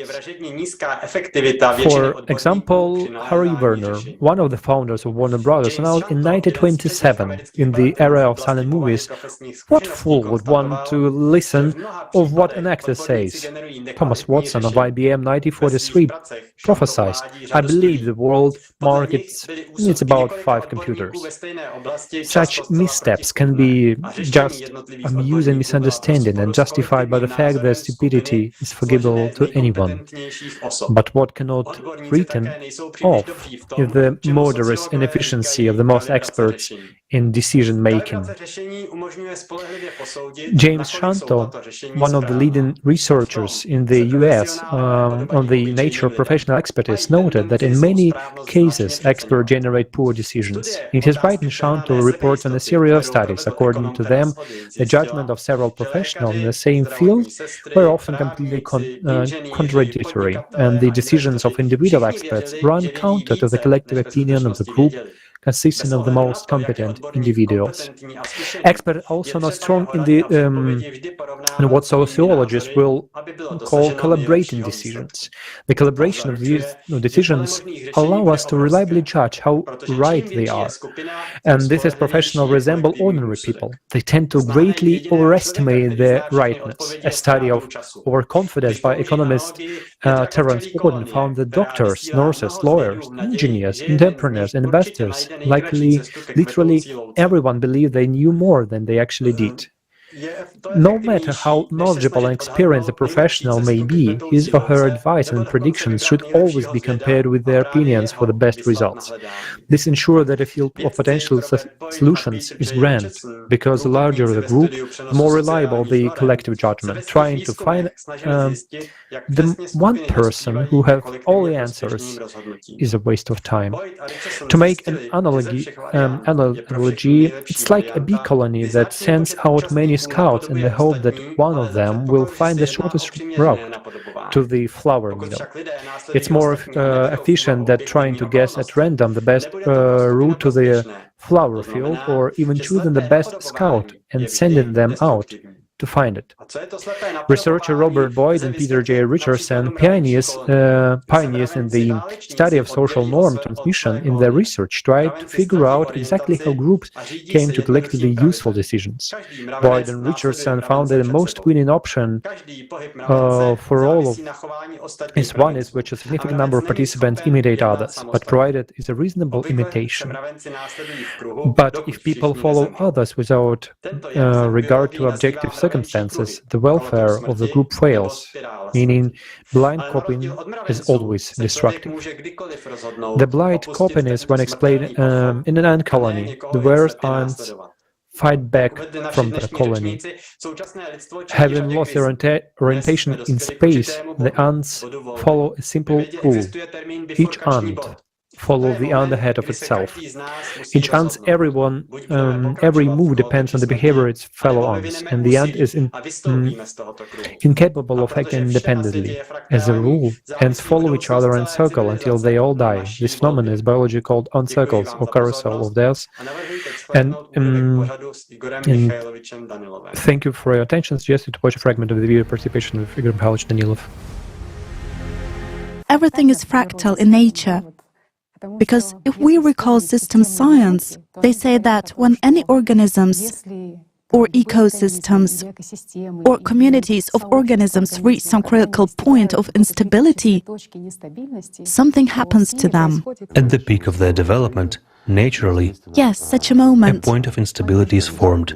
Yes. Yes, and it is the moment of truth when a decision is made. Either a species transforms or it will be destroyed. So looking... The bifurcation point, yes. Yes. Humanity has really approached this point, and we all feel this already. We observe it, and there is no time for jokes anymore. We see that indeed, people in the world are as if going crazy. Plus the climate and everything else in the world, the pandemic, all of these things are one on top of the other, and it is really manifesting itself now.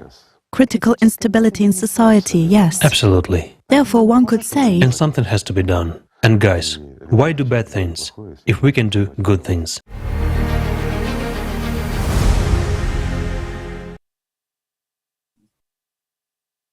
Ďakujem, Igor Michajlovič.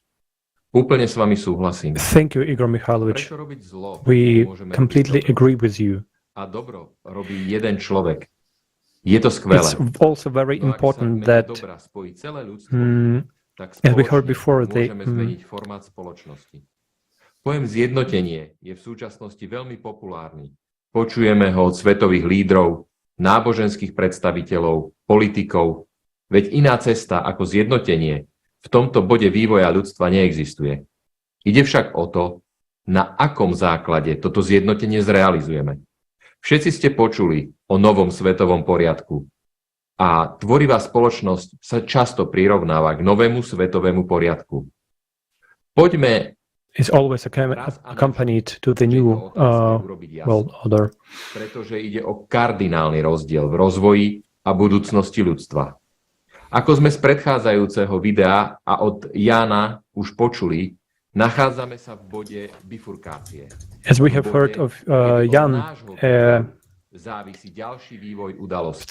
as we have heard from the previous video and from the speaker, we are at a bifurcation point, a point where the further development of events depend on our choices. The world elites have started to use loud phrases about unification. This unification is dictated from above and certainly leads to the creation of a single world government. We are being persuaded that it will benefit us all. They promise that it will put an end to all wars, that there will be unconditional basis income, that some new technology will be introduced. And do you believe that? Do you believe that these people want good for all mankind? If it was so, they, with their financial and political power, would have solved all crises and problems long ago. But we see that it's not happening. Today about 20,000 people will still dying every day from such a basic problem as hunger. So can we count on their goodwill? No. Especially because the most important thing is not going to change. Power will still be concentrated in the hands of a small group of people. We have been living in such a format for 6,000 years, and we see what it has led to. The elites replaced one another, but nothing changes for the common people. The only thing that is being proposed now is to reduce our population even further. You may have noticed that recently in the media there has been an increasing number of opinions of various experts that in the name of sustainable development, in the name of saving the planet and ecosystems, it is necessary to reduce the population of the Earth, or that is all the problems of humanity would be solved if the population of the planet were the level it was 500 years ago. By the way, 500 years ago, there were 500 million people living on Earth. Such an idea is being heard more and more often from academicians, politicians, or philanthropists. Ted Turner, founder of the news agency CNN, believed that a 95% decline from present level of a total world population would be ideal. The Duke of Edinburgh, Prince Philip, also supported the idea. In an interview he said, "In the event that I am reincarnated, I would like to return as a deadly virus, to contribute something to solving overpopulation." The New World Order declares that a reduction in population to 500 million is inevitable. Do we even understand what this means in practice? It means that the entire population of the planet Earth, they plan to keep only as many people alive as half of the current population of India. Where is a guarantee that you and your family will turn out to be the chosen ones? And will you really be the chosen ones? Do you have any idea what kind of life awaits you in this course? Let's figure out what the decline of the population really means. The smaller the number of people, the easier it's to control them. For the elites, the instrument of covert control is the dark forces. Few people realize that politics and magic always go hand in hand. And in today's world, it's unrealistic to manipulate as many people as 8 billion. All of the dark forces do use children's sacrifices to replenish their powers, even there is no longer enough for them. For a deeper understanding of the subject, we recommend watching the 27th episode of Kaleidoscope Effects, How Not to Go to Hell. What we really don't realize is that the more numerous we are, the better it is for us. Did you know that there is a direct correlation between population growth and the new technological breakthroughs? Let's watch a video.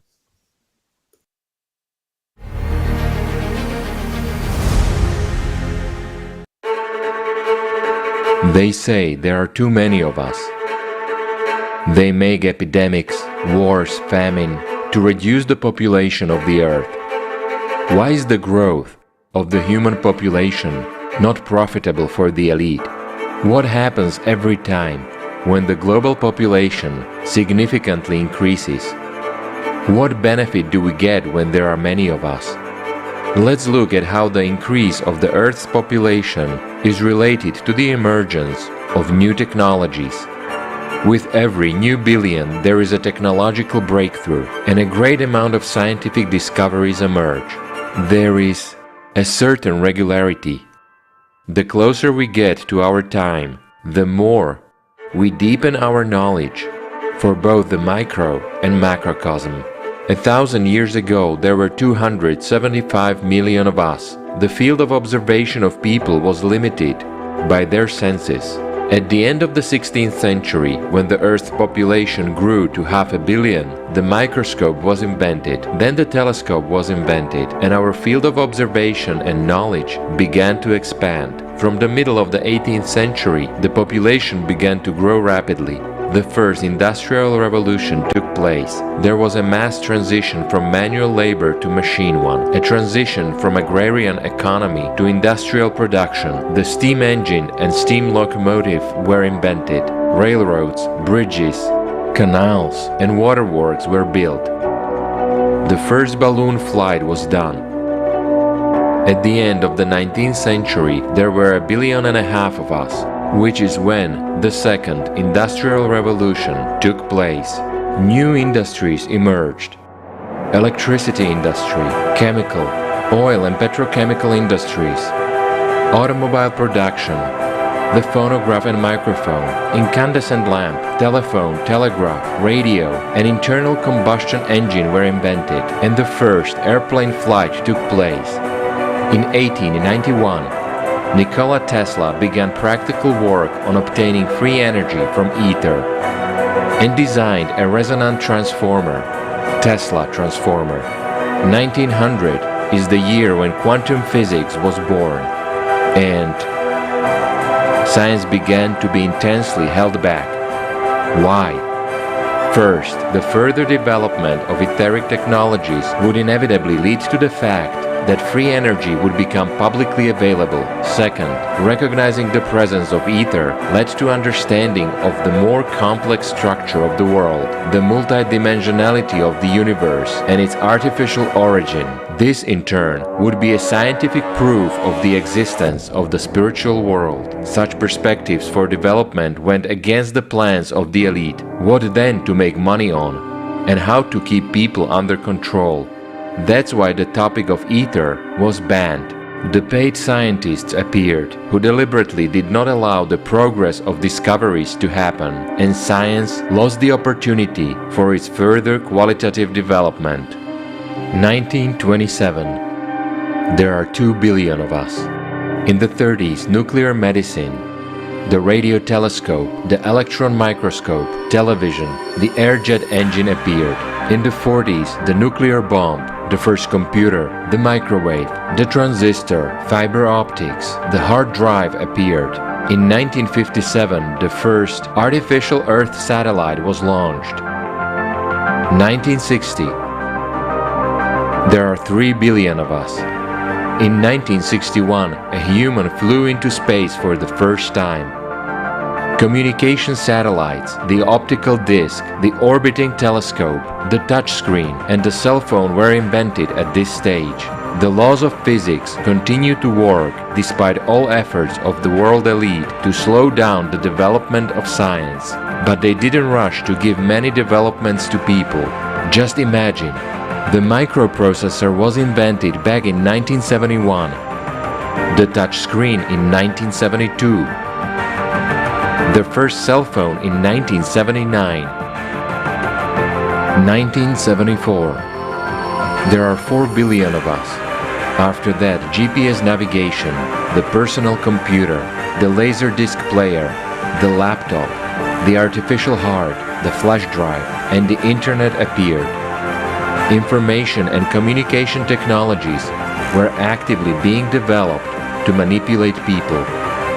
Technologies aimed at increasing consumption were also being developed intensively. Over the past 50 years, the number of Earth's population has doubled. To date, there are 8,025 million of us. We have nanotechnology, 3D printed organs, the air display, and self-healing coatings. Robotic surgeons are performing successful surgeries. On October 11, 2022, artificial intelligence made a speech in the House of Lords in the UK. At the same time, all of humanity is experiencing a number of serious crises: economic, political, social, ecological, and climatic.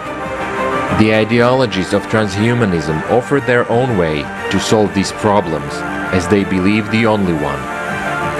A radical reduction of the world population to 500 million. This is being done not to solve the crisis. They can be solved effectively right now. In this case, it will be simpler for the elites to control us. But do we want that? Have we been asked? Are you ready to fall under this reduction for fact that someone will get unlimited power? To date, a threat of total destruction by climate catastrophes are looming over us. In the entire history of the Earth, we have never been so close to the closure of the humanity project. Today, we need a different format of society and the unification of the entire scientific potential of humanity. Thanks to modern communication technologies, we can easily communicate with each other, exchange experience and ideas.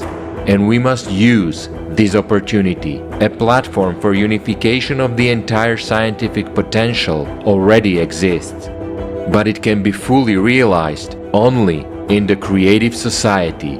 After all, in the current consumerist format, the best of minds stay in secret laboratories and work for the military industry. They invent means to kill us faster and more effectively. Instead of thinking about how to preserve and multiply lives, there is less and less time before the X hour, but we still have a great chance to unite and build the creative society. If we do this, great perspectives and new horizons of knowledge will open before us. Not only will we be able to turn our Earth into a blooming garden, but we will also be able to begin exploring other planets. In that case, even 50 billion people will not be enough.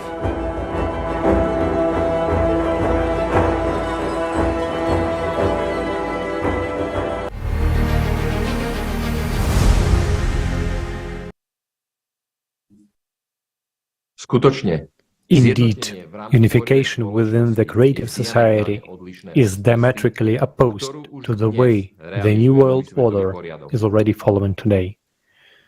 As in the creative society, human life is the most important thing, and therefore there can be no question of any reduction in the number of people. On the contrary, with the introduction of new technologies, new opportunities will open up for the development of civilization, even to the level of the settlement of other planets. There are already technologies in place to improve everybody's life and health. All that is left is to build a creative society, to make them available to everyone. In the creative society, people are guaranteed an unconditional income that will fully provide for all human needs, including healthcare and education, because a person has an absolute right to this. The only condition that he is born, power as such will not exist in the creative society. Every person will participate in the governance of the society. If you want to learn more about the benefits of the creative society and understand that its building is absolutely real, watch the International Online Forum, Global Crisis. Our survival is in unity. Áno. Katerina, you have the floor. Yes, Robert, I wish we could live in the creative society. As we have heard before, the condition for creative society is for people to unite in one purpose. For such positive change to take place, it must be a global unification throughout the world. We know that the power of our attention shapes reality. The consumer format system is powerful precisely because we constantly feed it with our attention. This is how a powerful egregore is created. Monica will tell us more about the egregore and how it works. Monica, you have the floor.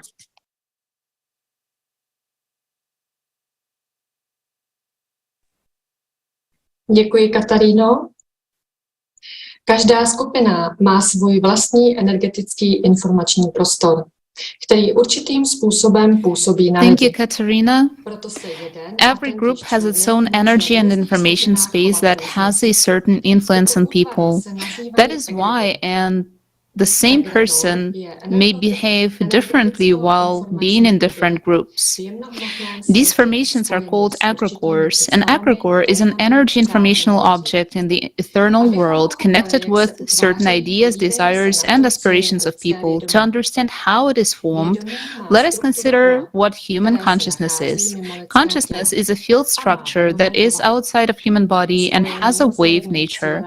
Uniting on one goal, attuned to one frequency, consciousnesses of individuals enter into resonance. A single mechanism is formed. It's a collective mind or egregore. The intellectual capacity of the collective mind is many times greater than the sum of the individual minds of the collective members. The same can be seen in the animal kingdom of ants, bees, fish, and other animals. One individual is helpless on its own, but when they are all together, they can solve the most complex problems. And so it is in human society. We learned from the previous speaker that a collective is more effective at solving problems than one individual. But in such a collective, certain conditions must be observed. Diversity of all participants, their independence, self-sufficiency, and individuality, lack of authority, equality of participants, absence of criticism, mutual respect and trust.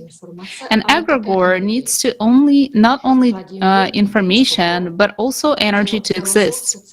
Vladimir Dmitrievich Popov, philosopher, social psychologist, doctor of philosophy, professor, wrote in his publication, Spiritual Information, Nature and Force of the Egregore, that an egregore is a certain body of information connected with some phenomenon.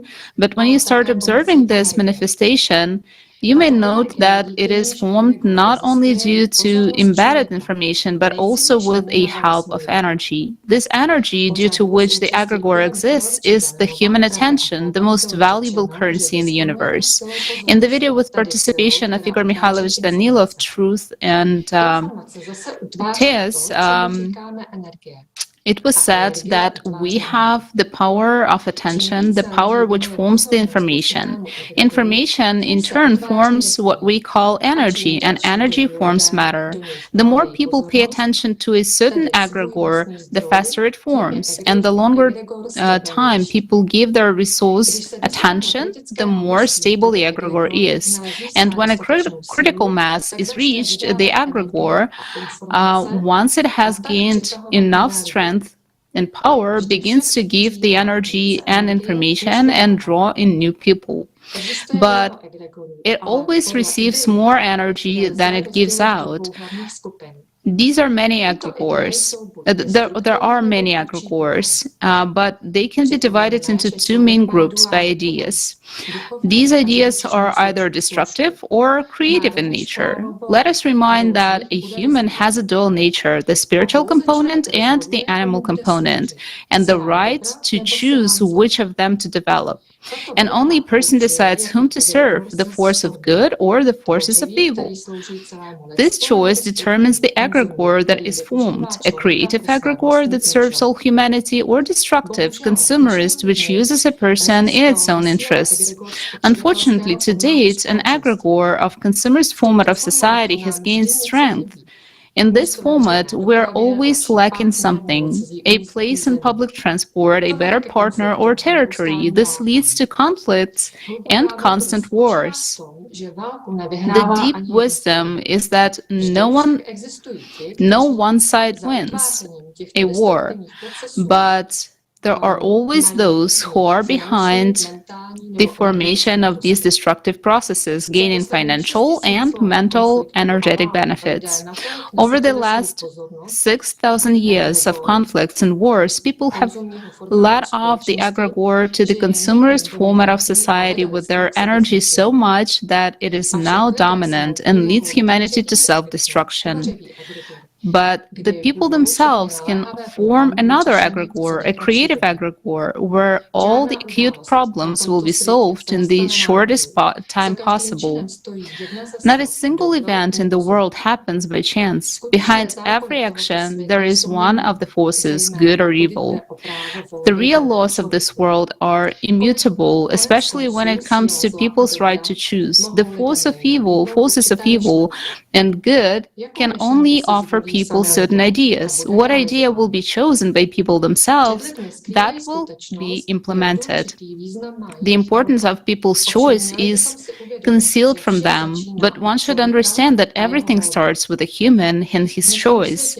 Unfortunately, in today's world, a great number of people serve evil consciously and even more unconsciously, blindly supporting the consumerist format of society. And the rest, most of the population of the planet, is passive and easily influenced from outside. One must understand that through our inaction and irresponsibility, we strengthen the egregore of consumerist format of society. But the fate of all humanity depends on the choice of the majority of the population. The world elite sets people against each other in conflicts and wars. In doing so, they use certain technologies and deceive people with false promises. Their weapons are our silence and the ideology of Satan's minions. Their ideology is first and foremost the cultivation of all the basest and most animal in person. We have heard above what patterns of behavior are imposed on us through films and games. It is through ideology they develop political and religious concepts, doctrines, and programs masking their real interests behind an attractive screen. And their goal and main interest is undivided power over the masses of people. They actively disseminate their developments through organizations under their control and popularize them through the media, because they are well aware that it is information that forms the world view. I must say that this is one of the key points, because depending on the worldview, a person makes a choice, followed by the action. People should not only understand this, but also actively oppose alien, anti-humane ideology to the best of their abilities, especially at the stage of preparation of public opinion on the internet and in the media. Otherwise, the ministers of evil will continue to use the effect of infecting the crowd through their army of politicians and priests, playing out public spectacles, imitating billions of television views, and fixing their minds in fear and obedience to the material system. Although generally speaking, this ideology only directs the individual and not the whole nations to practical actions within its framework, but only a person, people decide whether to go to this direction or not, to adopt this ideology or reject it. Thus, in turn, it depends on what dominates in every human being.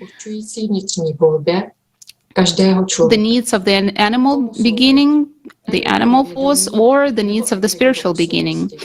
And again, right now, let's watch a fragment of the video with participation of Igor Mikhailovich Danilov. Everyone has so much knowledge about the whole. So when we combine all these efforts, we are the most productive and accurate. You know, every one of us has consciousness. Everyone's consciousness is a part of the whole. Sort of an egregore of consciousness is formed.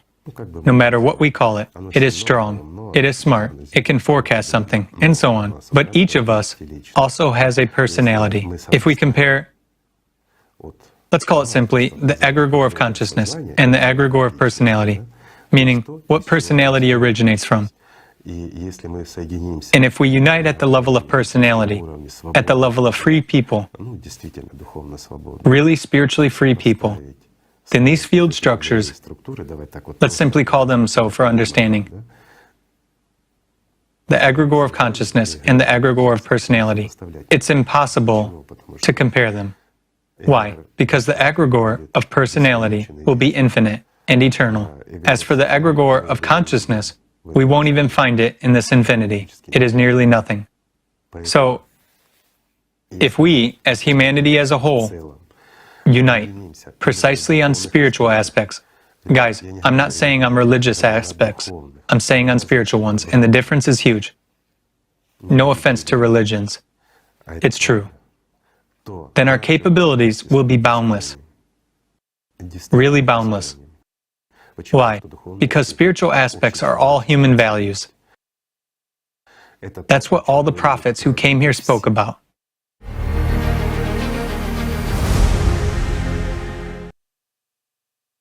History knows many examples when different people at different times made their inner choice, which afterwards changed the destiny of whole nations, changed it for the better. As we have heard today, we are at the bifurcation point, a point of instability of the system. We need to decide where we are going. Into the abyss of self-destruction, maintaining the existing consumerist format of society, or building the society of love, life, and prosperity, the society of creation, creative society. We have about 2 years left for self-determination before December 2024, and then a self-sustaining reaction will start, which will be unstoppable. Thank you for your attention, and I give the floor back to the hosts.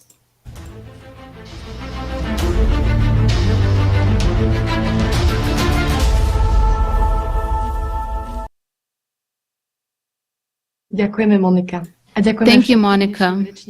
And thank you to all the speakers and who were presenting the first part of the conference. Indeed, people who have made choices and united can change the world for the better. We're not united by property, by culture, by homes. Unification doesn't mean we all start wearing the same clothes, listening to the same music, or thinking the same way. No, we're uniting in our diversity only on the idea of a better world, a better society, a society in which human life comes first, and where everyone is ensured decent living conditions from birth. That's right, Monica. And what is the most important thing about unification? Human choice. It is said that every person is the master of his own happiness. There is a profound truth in those words. Many people think that other people are in charge of their happiness and put their destiny in the hands of others. Let them tell us and show us how to live. Let them solve the problems for us. And then one wonders why life does not bring the satisfaction and happiness that one craves somewhere inside. The system has a plan for every person's life, but whether this pre-planned and dictated scenario come true depends only on the person's own choice. Let's watch the video to understand why the system's plans don't always come true.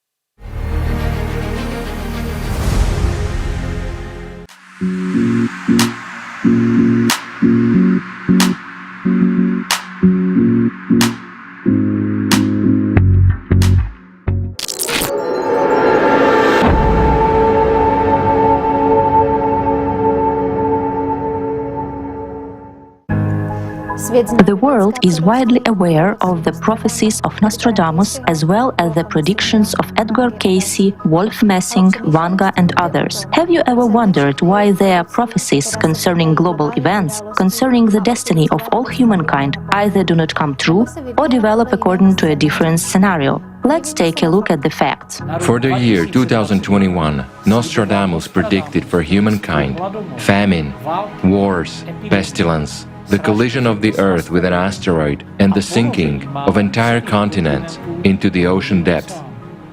Therefore, we can only be extremely happy about the fact that not all of the predicted things came true. In the 70s, the blind clairvoyant Vanga, whose mystical predictions have come true more than once, prophesied that in the early 2000s, a black man would be at the head of the White House and be the last president of the United States. Also, among those who saw through their channels the collapse of the United States and Barack Obama to be the last president, was a Christian guardian, Non Jobiznic. The revelation came to him in a dream. The United States would become like Israel and Judea, ruled by 44 kings, with the supply of rulers to be exhausted on the last one. By the way, Obama was exactly the 44th leader of the White House.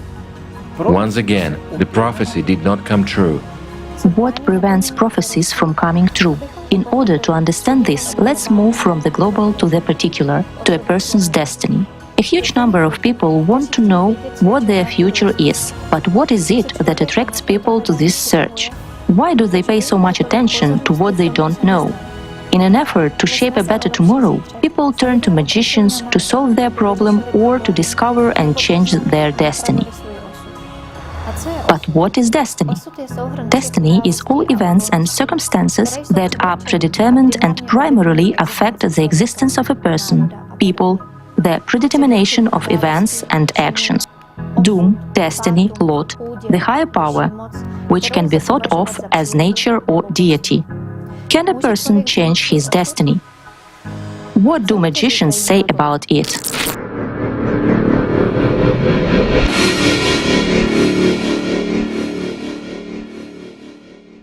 Destiny cannot be changed. Destiny can only be changed by a person himself. Only a person himself can change his destiny.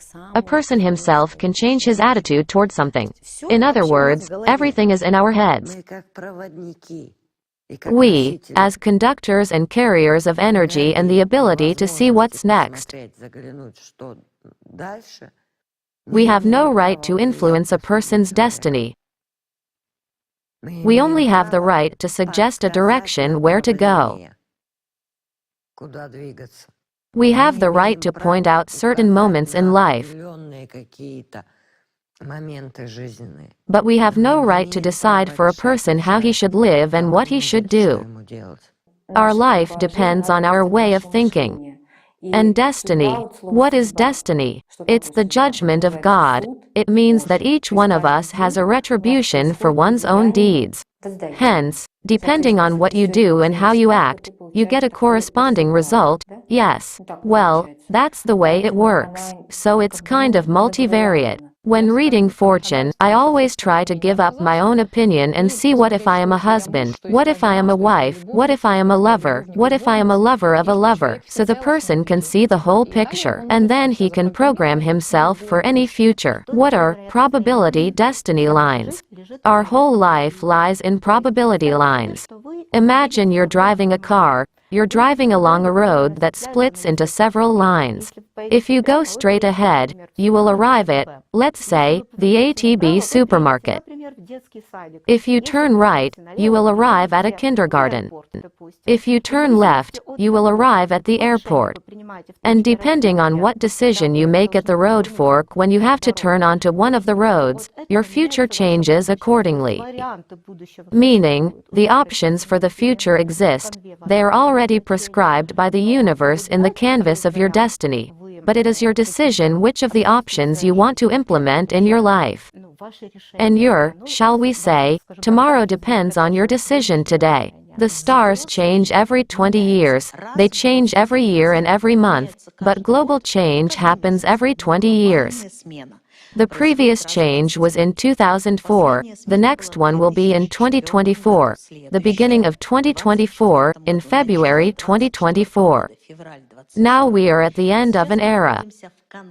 The last 20 years of the era begin in 2024, the 9th cycle. It's a fiery cycle, it's a complex cycle.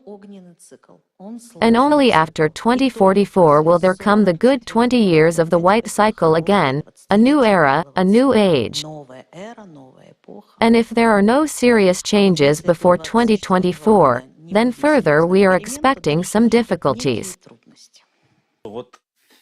Many religions have the unspoken taboo on predictions.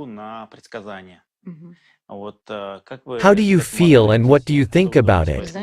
You know, I actually support this and I can explain why.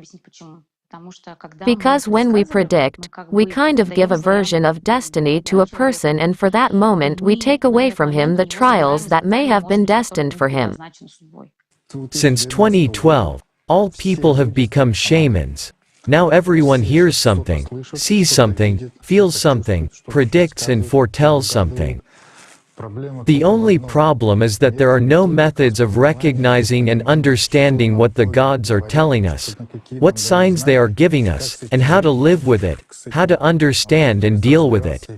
So, everyone can actually hear this? That's exactly what's happened now. Some online media call it a quantum leap. Zana, what would be your advice to our viewers who, perhaps, on the one hand, are afraid of some influences from the invisible world, but on the other hand, would simply like to live well, happily, in prosperity, let's say, in mental harmony and so on? May these people not disrupt the balance.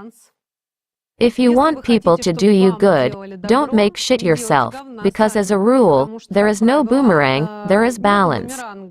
Think positively. Because people often say to themselves, I won't be able to, I won't make it, it's my destiny.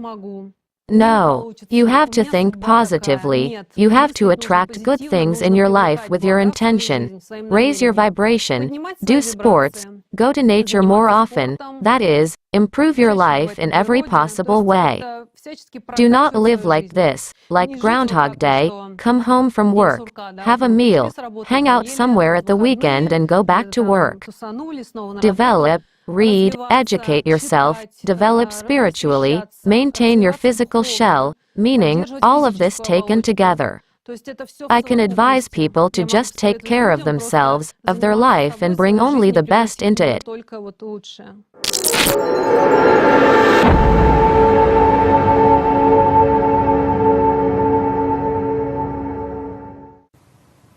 There is no such thing as destiny. Destiny is not a matter of chance, but the result of personal choice. Destiny is not something we should anticipate, but something we should create. A person's future depends on what he is doing in the present. So where did the concept of destiny, in the sense of inevitability of certain events, come from? And why are we forced to believe that a person is a hostage of destiny? And who needs it? The answer to this question lies in the dual nature of human beings. They can live like animals, according to the standard programs of the body. In that case, they have their destiny, and it is predetermined.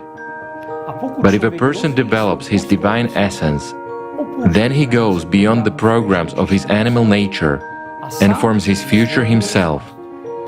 Only an animal has a predetermined destiny. And this is the answer to the question why we humans are being dehumanized and reduced to the state of the beast. If this happens to all people, then the destiny of civilization will not be difficult to predict.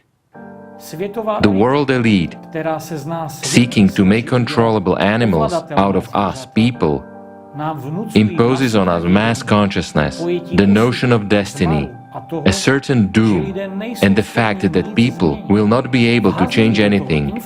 They throw in a prophecy that everything is allegedly already predetermined, so that people won't act, thinking that nothing depends on them, while they themselves are always active. After all, evil is well organized. People's belief in false prophecies makes them just passively wait for the end. Rulers and priests introduce a new destructive ideology to the masses. After all, they certainly know that destiny does not exist, because history does not happen, but it is created by the hands of people themselves. We are used to believe that all bad things happen to us by accident. An accident is only a natural consequence of uncontrolled thoughts of a person. After all, a thought triggers an action and a chain of events in a person's life, and it turns out that there are no accidents.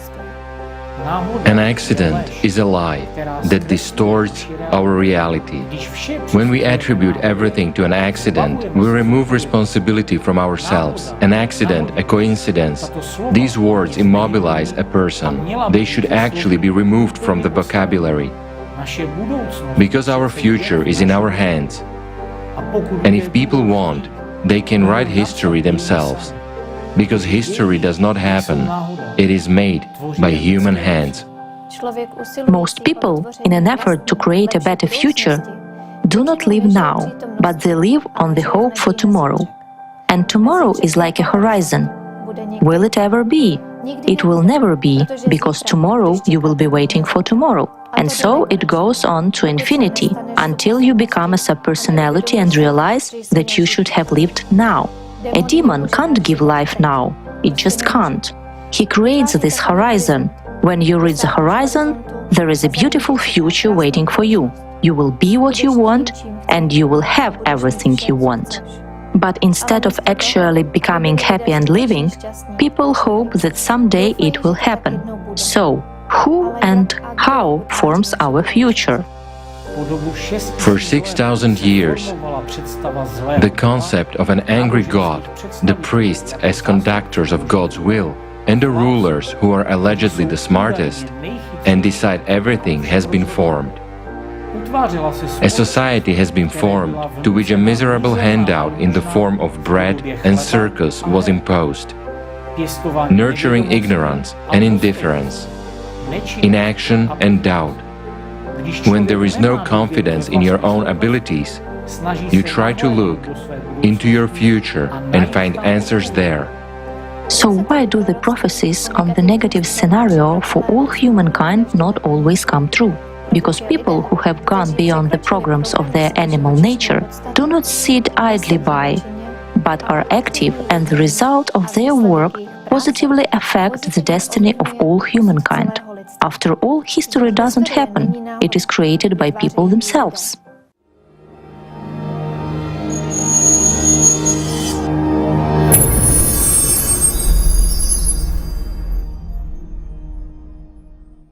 A human is not a toy in the hands of higher powers, but personality that has freedom of choice, and with their active work is capable of influencing not only the triumph of world justice, but also the growth of their own spiritual, immortal individuality.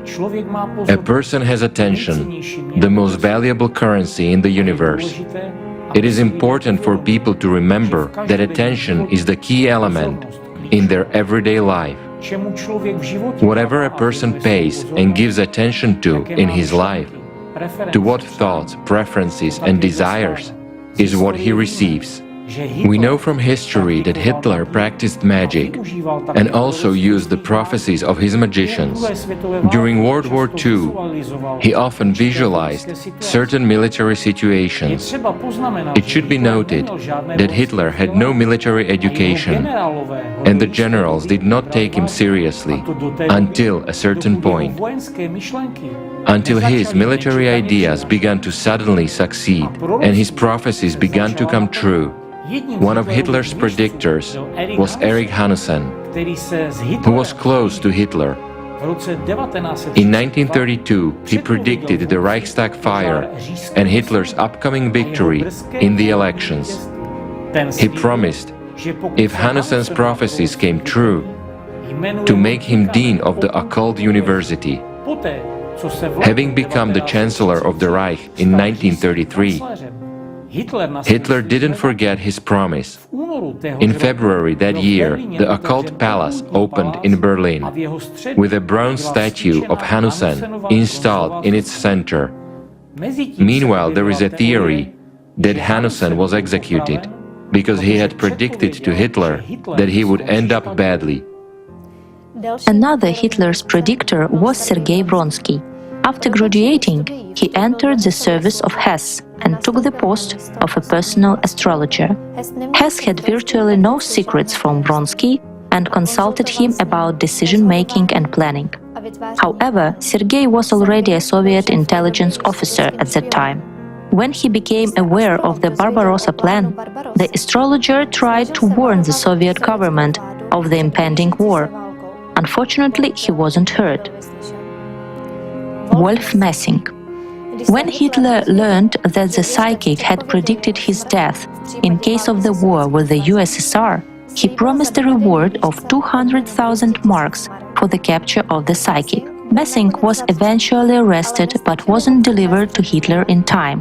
The psychic gathered his guards into his cell with his power of thought and then escaped. He freely left first the city and then Germany, and at the border with the Soviet Union showed a leaflet with Hitler's instruction to find him instead of his passport. It is said that after his escape from Germany, Messing's struggle with Hitler continued on a telepathic level, and this was allegedly one of the reasons why the psychic was within a narrow circle of people close to Stalin. However, all events tell us that despite the technology, the occult practices, and the enormous magical power that stood behind the Third Reich, Hitler's prophecies about Germany's invincibility did not eventually come true. Prophecies do not come true because there are always people who do not believe in these prophecies and change many things by their choice.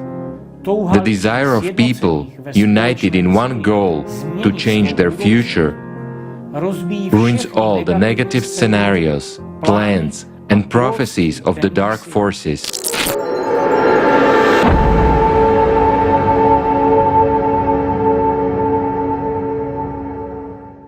However, predictions from God and from the devil are different things.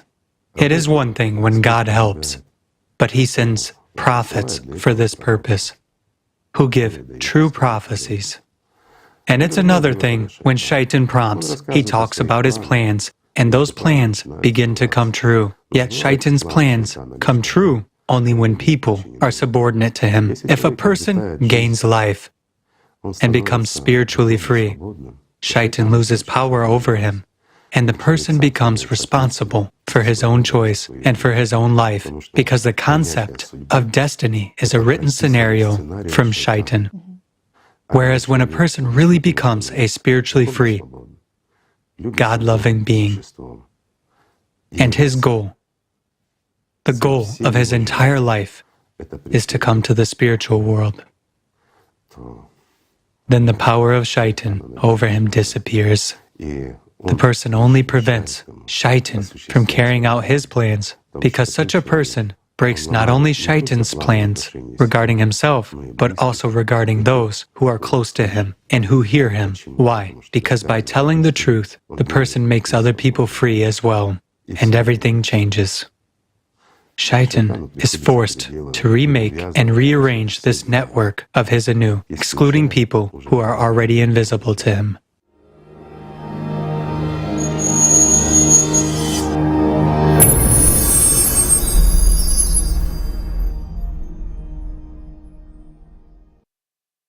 People are used to shifting responsibility to someone else, to politicians, bosses, magicians, or anyone else. At the same time, they do not think about the consequences and often lose their human form. Let's try to figure out what the root of such irresponsibility is, in the example of one experiment. In 1963, Yale University professor Stanley Milgram began his research to clarify the question of how German citizens could have participated in the extermination of millions of innocent people in concentration camps under Nazi rule. 3 people participated in the experiment, 1 subject and 2 actors. 1 actor performed as head of the experiment, and the other as a learner. The learner had to fake the pain from electric shocks, which in fact did not take place. But the subject did not know about it until the end of the experiment. The subject was told that the purpose of the experiment was to study how punishment in the form of pain affects a person's memory. It was stated that one of the participants, the learner, had to memorize pairs of words from a long list until he memorized every pair, while the other, the teacher, had to check the memory of the first and punish him for every mistake with an increasingly strong electric shock. At the moment when the learner asked to stop the experiment, screaming in pain, the head of the experiment put maximum pressure on the teacher and demanded to continue, arguing that he would take full responsibility for the experiment. The results obtained shocked everyone, most of all Milgram himself. In total, 40 experiments were conducted in the series. The results looked like this. Only 1 subject stopped at a voltage of lower than 300 volts, and 26 out of 40 reached 450 volts. One professor described what was happening as follows. A self-confident 40-year-old man came into the room with a steady gain in a suit. 10 minutes later, a red, sweaty man with shaking hands was sitting in front of me. There was no trace of the former man. He humbled, "My God, what am I doing? What am I doing?" Then he struck himself with his fist to the head, but pressed the button anyway. Milgram repeated the experiment in different cities at different times with different subjects. The results didn't change much. Many obeyed the power of authority rather than being guided by their conscience. But there were those who categorically refused to participate further. According to Milgram, the obtained data indicates interesting phenomenon.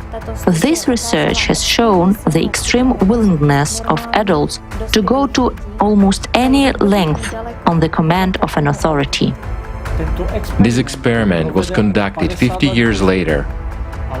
But the results did not change much.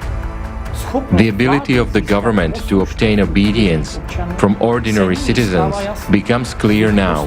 The habit of obeying authority figures puts a great deal of pressure on people and controls behavior, taking them away from responsibility for their actions.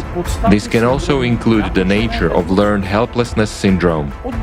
Since childhood, we are taught that the history of humanity consists of continuous wars and violence, and we get used to the fact that human life is worthless, that fear is the normal condition of a person.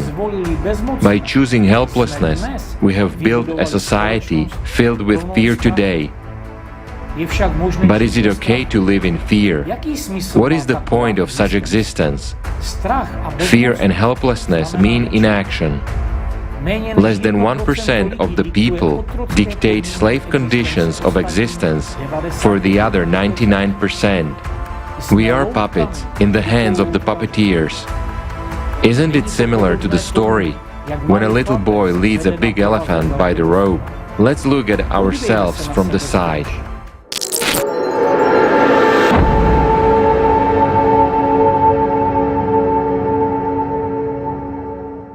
Elephants are habituated to a rope since childhood. First, they are tied to a tree, and an elephant calf trying to escape understands that the rope is many times stronger than him. Then, already being a grown-up elephant, he no longer even makes attempts to become free, because he understands that the rope, which is stronger than him, will win anyway. And when already a human the strength of a human and an elephant is incomparable, but an elephant still submits to a human and follows him with his head down, is the same in human society. The whole point, imagine. An ordinary human, skinny and little, is leading an elephant on a rope. Why? Because the elephant believes that the rope is holding him. Friends, we have the same thing. Nothing is holding us, except our imaginary rope. And I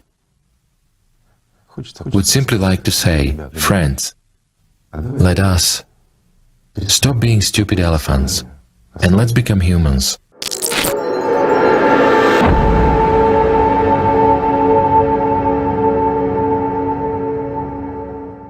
The most dangerous consequence of learned helplessness is inaction. Because of a subconscious but firm belief that life cannot be changed, a person stops taking any action for this.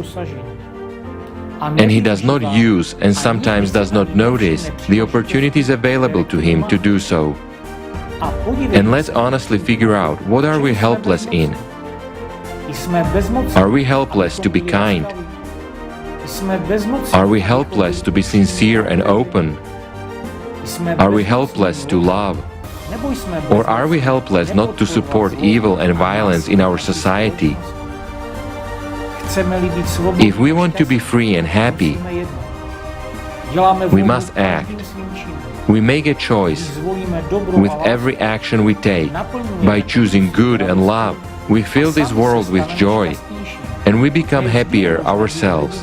You cannot always be a hero, but you can always be a human with a capital letter H.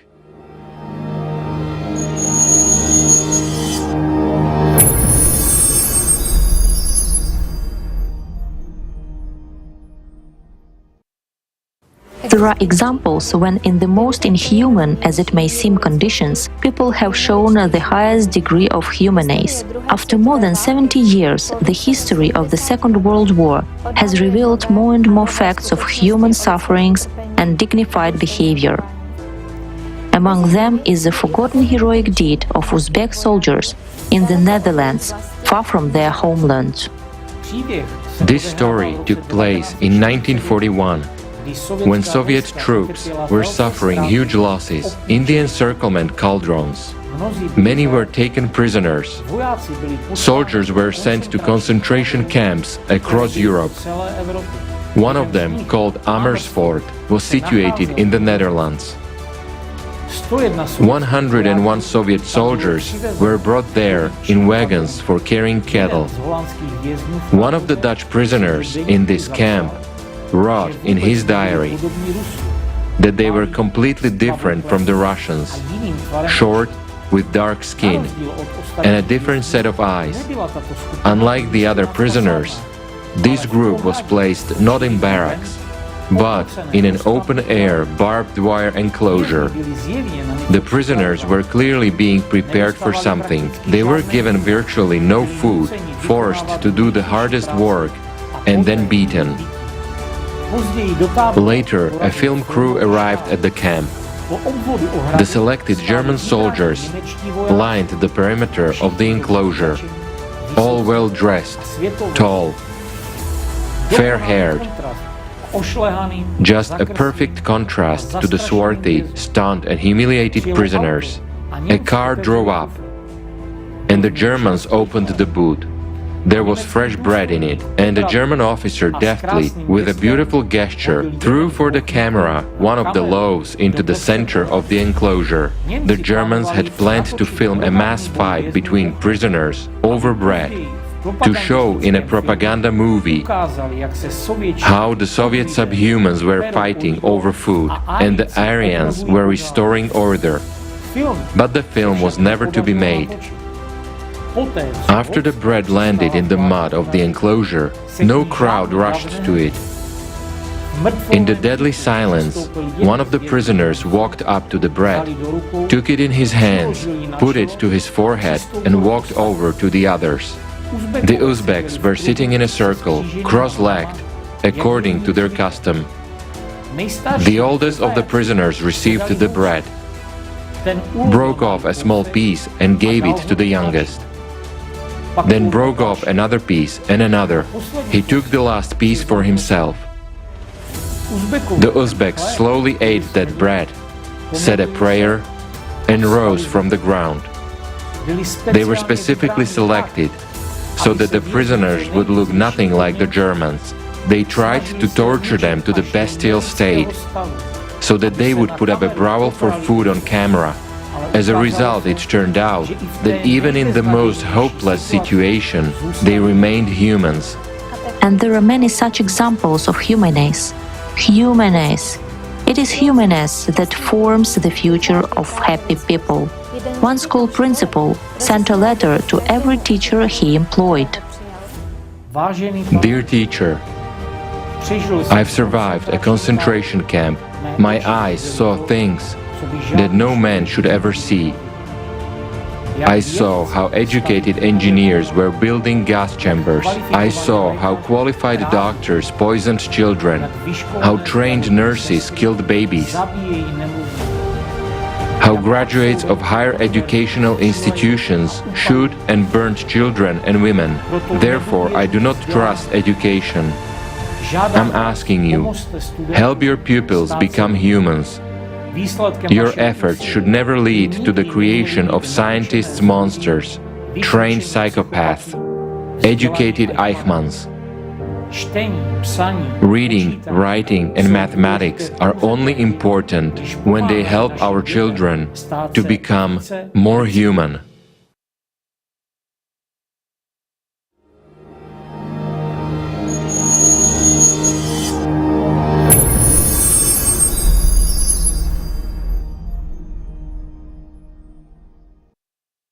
Each of us has those moments in life when the time comes and a person feels an acute need to search for the meaning of their existence. The person tries to find answers to the questions: who am I? Where am I going? What am I here for? What do I really want? And what happens when a person simply chooses the path of least resistance? How often do we hear, "He has become a hostage to the situation"? In such cases, the person is simply not aware that he or she is in crisis. And this crisis can become for a person the foothold, that impulse which allows him to move to a new level of development, to a new self. The situations that precede this impulse are endless, but the reason is always the same: a strong inner desire to change something. And so, when the person makes his choice, he thus switches his attention, empowers new information, which transforms his life into a certain reality. In essence, he arrives at a bifurcation point. In other words, a bifurcation is our chance to make a change for the better or for the worse. It is the state in which a person radically changes his or her views without going back to past habitual actions. It is the moment of our choice. There are such moments not only in work, but also in relationships, whether it is about partners, friends, family, colleagues, or employees. At the time of making a decision, there is a change of focus, and as a consequence, a change in the way of life one is used to. The person understands that there is no going back to the past, and it is no longer possible to build life or relationships according to the old familiar schemes. A man using all his possible resources, facing the moments of truth before himself, moves to a new, higher level, and a new space opens before him, new opportunities, and life becomes more fulfilling and meaningful. It is a turning point in life that fundamentally changes one's destiny and can influence the destiny of the world around. After all, everything in life is interconnected. Meteorologist, mathematician, and synergist Edward Lorenz described the sensitivity of a system to the slightest change in the following way. A single flap of a butterfly's wing in Iowa could in principle trigger an avalanche of effects culminating in a monsoon in Indonesia. Today, all of our knowledge of the fundamental sciences, the critical instability of society, and indeed we ourselves are at a global bifurcation point, and our fragile world depends on our choices and on where our attention will be. We can only trust that as we approach the next bifurcation point, humankind will choose the path of goodness, love, and prosperity. As it turns out, we can easily change this world for the better.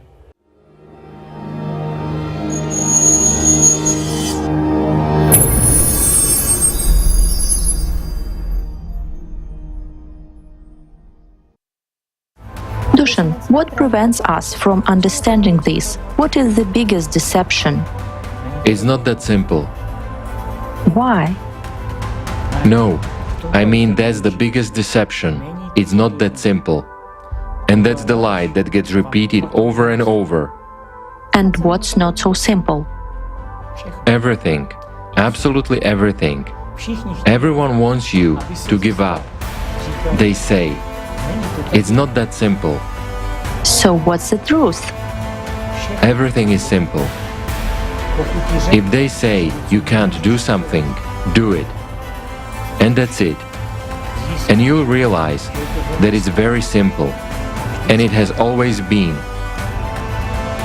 Indeed, everything is really simple. The best way to foresee the future is to create it. Yes.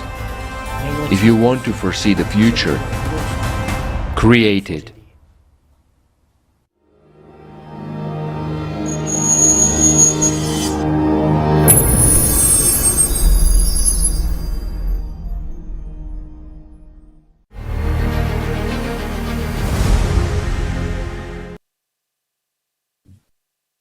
Plány systému sa naplnia len vtedy, The plans of the system are fulfilled only if people obey to it. However, if a personality acquires life and becomes spiritually free, the shaitan loses power over him and a person becomes responsible for his own decisions and for his own life, because destiny is a script prescribed by the system. A person is not a toy in the hands of higher forces, but a personality with freedom of choice. This freedom of choice is given to a person by God Himself. And the main resource of a personality is attention and the time. And it is the main resource, and it is where we direct attention and how we use our time that determines and shapes our life, and not just our life. After all, a person by his active position can change the vector of society, and that is the main thing. We ourselves choose our own destiny and the destiny of humankind. Friends, we all feel that there is a certain spiritual connection between all of us. For as earlier said, a person is dualistic and it has a spiritual component as well as the material one. And all the prophets who came here spoke about the spiritual component, the spiritual unity of people. Yaroslava, I pass the floor to you. Thank you, Monica. All the prophets told people that God is love. To love is to be a single. To single whole unity and unification of people is the central subject of all the teachings of all the prophets. After all, the spiritual world is a unity of equals among equals.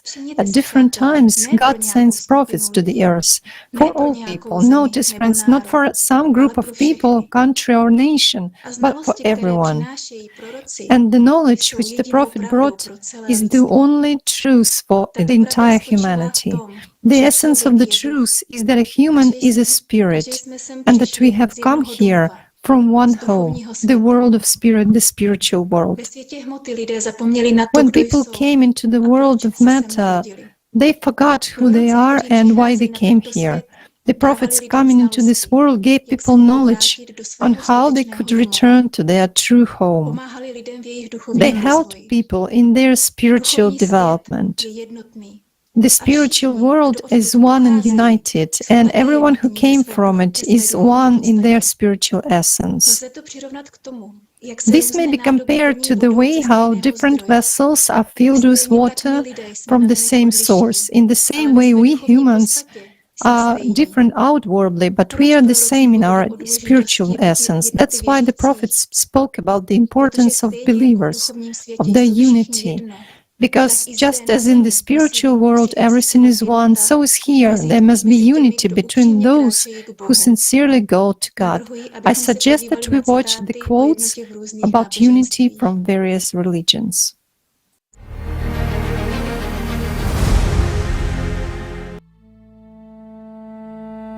The messenger of God, God's prayers and peace be with him, said, "Adhere to the Jama'ah, beware of separation, for indeed as Shaitan is with one, and he is further away from two. Whoever wants the best place in paradise, then let him stick to the Jama'ah. And do not be like those who split into sects and differed after clear proofs had come to them. It is they who will suffer a tremendous punishment." He brought their hearts together. Had you spent all the riches in the earth, you could not have united their hearts, but Allah has united them. Indeed, He is Almighty, All-Wise.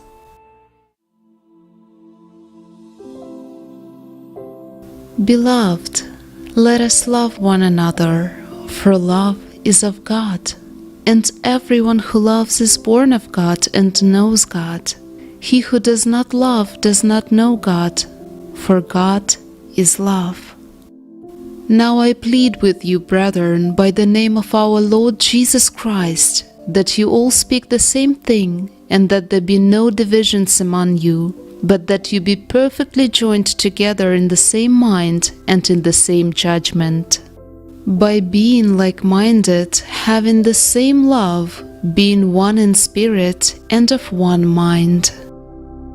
That they all may be one, as you, Father, are in me and I in you, that they also may be one in us, that the world may believe that you sent me, and the glory which you gave me I have given them, and that they may be one just as we are one, I in them and you in me, that they may be made perfect in one, and that the world may know that you have sent me, and have loved them as you have loved me.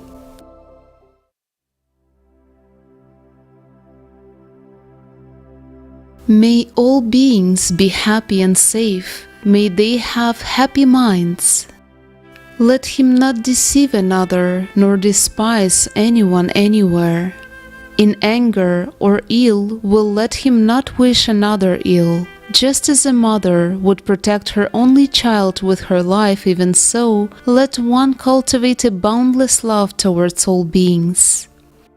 Not falling into wrong views, being virtuous, endowed with insight, lust in the senses discarded, Verily never again will he return to conceive in a womb. Other people are like me. What they are, that's what I am. Understand, see yourself in others and others in yourself, and you will not kill or encourage anyone to kill. He who seeks the true life endeavors to unite the separated, to strengthen the harmony of the united among themselves. What he hears here, he does not communicate there, so as not to divide ones with others. He delights in harmony and cares for harmony. The harmony of others is his bliss. We are reflections of the one divinity, facets of the one immortal self, and our essence is love, which is our own true nature, the Atma or divine self. See the world with the vision of truth. All are one, all are essentially divine. Give up multiplicity to attain unity. The Vedanta declares that the Atmic principle is the underlying unity in diversity. Bulbs are many, but the same current flows in all of them. Likewise, the Atmic principle exists in all. Man's inability to understand this principle of unity is the cause of his ignorance. True humanness lies in understanding unity in multiplicity. You have to develop Samayak Drishti in order to develop unity. This was Buddha's first teaching.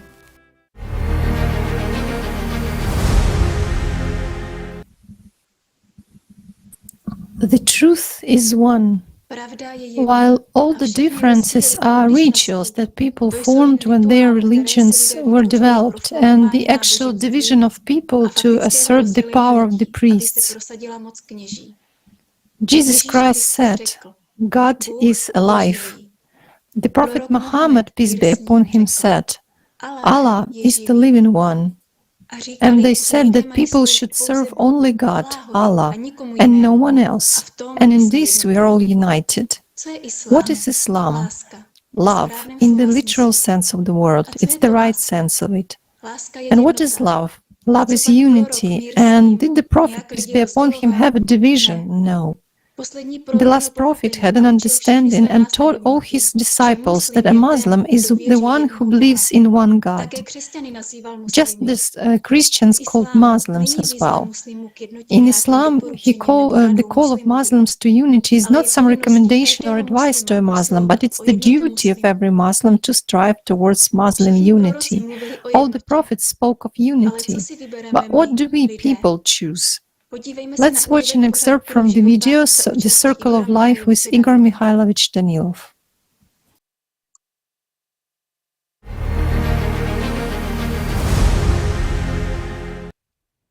Also, Igor Mikhailovich, regarding Christianity, it was also interesting. After all, the prayer of Jesus Christ at the Last Supper was about oneness. He said, "May they all be one, as you, Father, are in me and I am in you. May they also be one in us."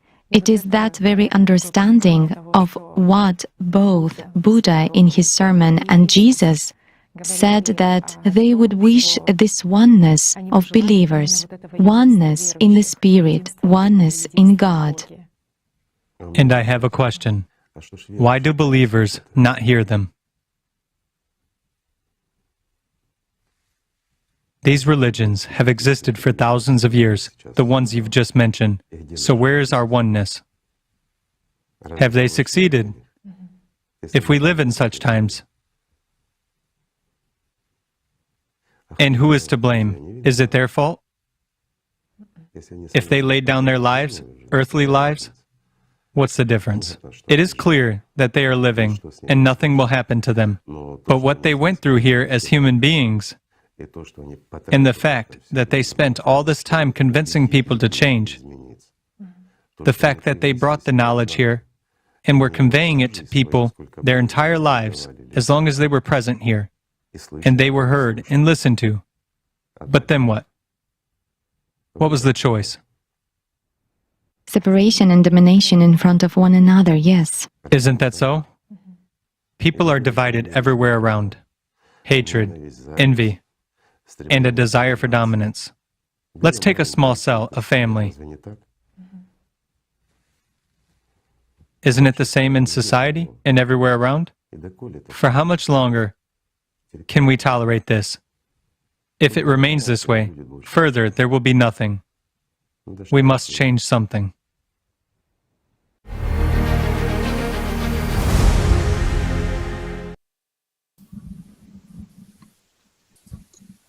Today there are 7 billion believers in the world, but there is no unity among them. What do they argue about? People argue with each other that only their God is true. But the prophet said that God is one. For people who are just at the beginning of their spiritual path, or who are only wondering how to understand that all people are one, we can make a comparison and imagine that there is a father and a family, a father of the family. He has children. In this case, the children represent various religions. In any family, children often do not find common language. Everyone thinks he is less loved, so he tries to prove that he is better. These children have their own children, that is, grandchildren of the father of the family. In this case, we can compare this with many various divisions into branches of the same religion. They have arguments among themselves and prove to each other what their parents proved to their father. But, as a matter of fact, we are all one big family, and we all have the same God. Regardless of religion, regardless of whether a person is a materialist or not, we are all relatives, very close ones. And for the spiritual world, there is no division at all. It doesn't matter what language a person prays in. It is us who have languages here, and we are divided here. But in fact, the Holy Spirit is the one who is in everyone, who is the best that originates in the spiritual world. It is that message from God and that which God has endowed us, everyone, with this. And it is the spiritual nature of a human, Salatra. It's impossible to deny it. You can call it in different way, but the essence will not change. When grandchildren and children understand that they should not compete with their father or grandfather, but they just should love him, at least for what he is, for being their father. Understand that it is one family. When one family is united, it is able to stand up to the devil and anyone, because it's one family. And when people understand this, they stop divisions. Consciousness and the slaves of consciousness divide us. Those for whom it is beneficial. In such a way, they divide a single whole into fragments. This is like children and grandchildren divided with their living father. Some will take an arm, some a leg. In fact, this is what happens. But God is actually one. And we are all united in our innermost. We are united in our single unity. People, regardless of their religions, should work hard on themselves and develop spiritually to get to know this connection with the spiritual world. This is the most correct way for a human who follows the spiritual path. After all, the shortest, direct, straight path to unity with God is with people and is love. Thank you very much for your attention. I give the floor to the hosts. Yaroslava, thank you so much for reminding us of the teachings of the prophets. All the prophets came from one God and brought one truth. And what was the main idea of their teachings? Unity and unification of people. If we had followed this, we would have lived in a spiritual friendship and unity as one family long ago. Veronica will tell us more about that. Veronica, the floor is yours. Thank you. Evidence of the spiritual unity of people we find in the signs and symbols of antiquity. Let's watch the fragment of the video, Circle of Life.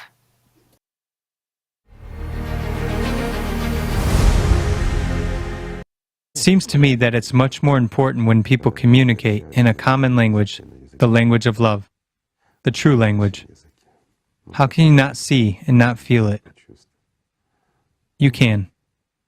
If the devil who covers the light is in front of you, this is actually people's choice, to put the devil in front of them, or to be open to God's love, to the entering of the Holy Spirit. Who urges them straight to actions. Only then you become, of course, a true friend, a friend who is acting shoulder to shoulder, so to say. Yet, again, he is acting not for his own benefit, or for the benefit of some priest or someone else, or a dictator, but exactly when people's action is aimed at serving the spiritual world, and not someone's private interest, or, moreover, any hatred or human stupidity.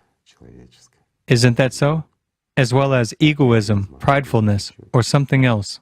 Igor Mikhailovich, in Orthodoxy, there is such a saint, let's say, as Abba Dorotheus, who said that in order to achieve this unity of people, the circle. Yes, I'll read it out. Let us suppose that this circle is the world and that God Himself is the center. The straight lines drawn from the circumference to the center are the lives of men. The closer they are to God, the closer they become to one another. And the closer they are to one another, the closer they become to God. Now consider in the same context the question of separation.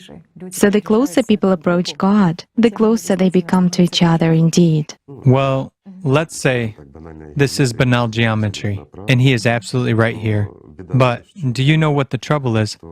That long before him, at least 4,000 years before he lived, he died in the 560s, didn't he? Yes. Yes. It turns out to be the 6th century in Palestine. Exactly. It turns out that more than 4,000 years before him, this was known and talked about. And we often see a circle with a dot inside. So, even in ancient times, this was described. What does this mean? I will tell you to make it clear. As a matter of fact, if we approach this from the perspective of mathematics or geometry, he is absolutely right in this. While before him, it was considered that there are those who are within the circle, and there are those who are beyond the circle. They begin to talk about this approximately in the late 5th or the early 6th millennium. Guys, I count from the time of the end of Atlantis towards our time, but not from the nativity of Christ in the opposite direction.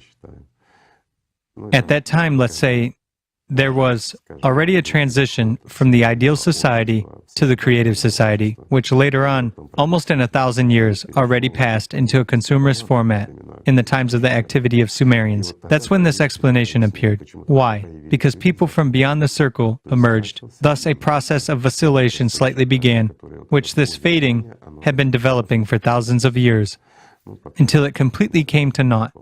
And that's when this explanation appeared. It is literally mathematical. I'm just saying, a circle, a dot inside, an approximation. Yet, if we consider this, it is also related again to the spiritual development of a person himself. When a person goes around the circle, not entering the main area, well, let's put it this way to make it clear. We live by earthly things. We walk everywhere around in our thoughts. I don't mean physical movement. We walk around and roam in all sorts of nooks of our consciousness. Everywhere. We are awaited somewhere friends meet us, and somewhere foes do, who talk to us, who, pardon me, speaking modern language, troll or humiliate us. Or someone supports us, while someone tempts us to do bad deeds. Yet, there are also those who stop us when we want to do a wrong deed. That's what we call conscience. We are now talking about the circle of consciousness. Again, this is an ancient interpretation for you to understand. That's where there was exactly an understanding that in the middle of this circle of ours, there's a point through which we go out into eternal life. So, we should enter this circle, stop walking outside the circle and listening to bad things, but should live only within the circle where a red line is drawn, of what you accept and what you don't. Your entire energy, your entire power of love should be directed to the very point while the point is nothing other than our soul. It is love, joy, and the like. This way, our circle gradually narrowed. I mean, we ousted everything unnecessary, that which turns us into a beast, leaving within the circle those qualities and everything valuable that makes us alive, makes us a human.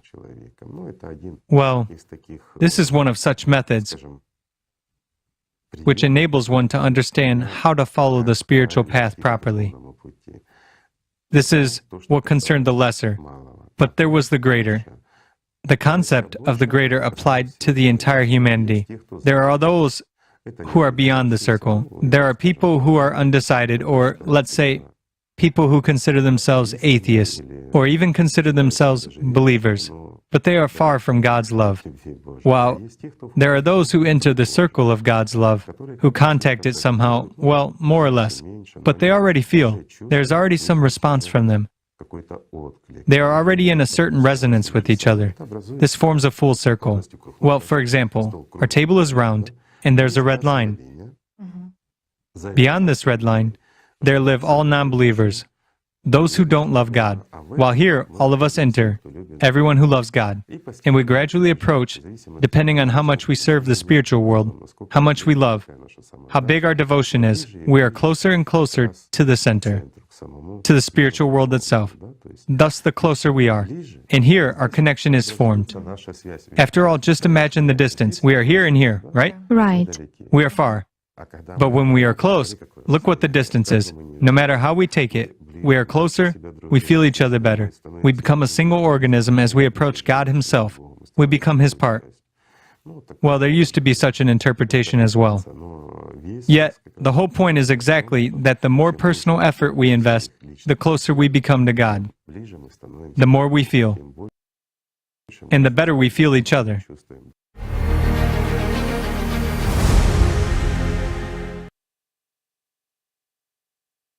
Thank you for the explanation, Igor Mikhailovich. Our participants conducted a small research and discovered that the image of a circle with a dot is found all over the world. Let's watch a video with these artifacts.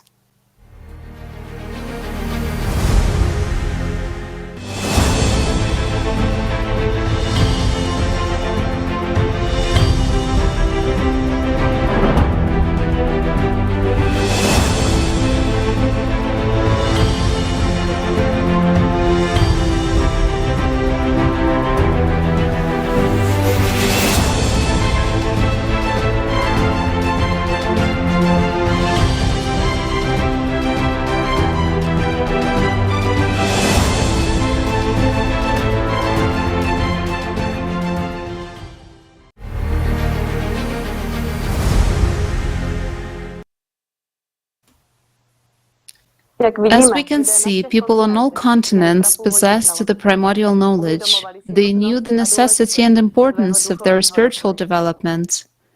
Walking along the path of spiritual development, everything fell into place.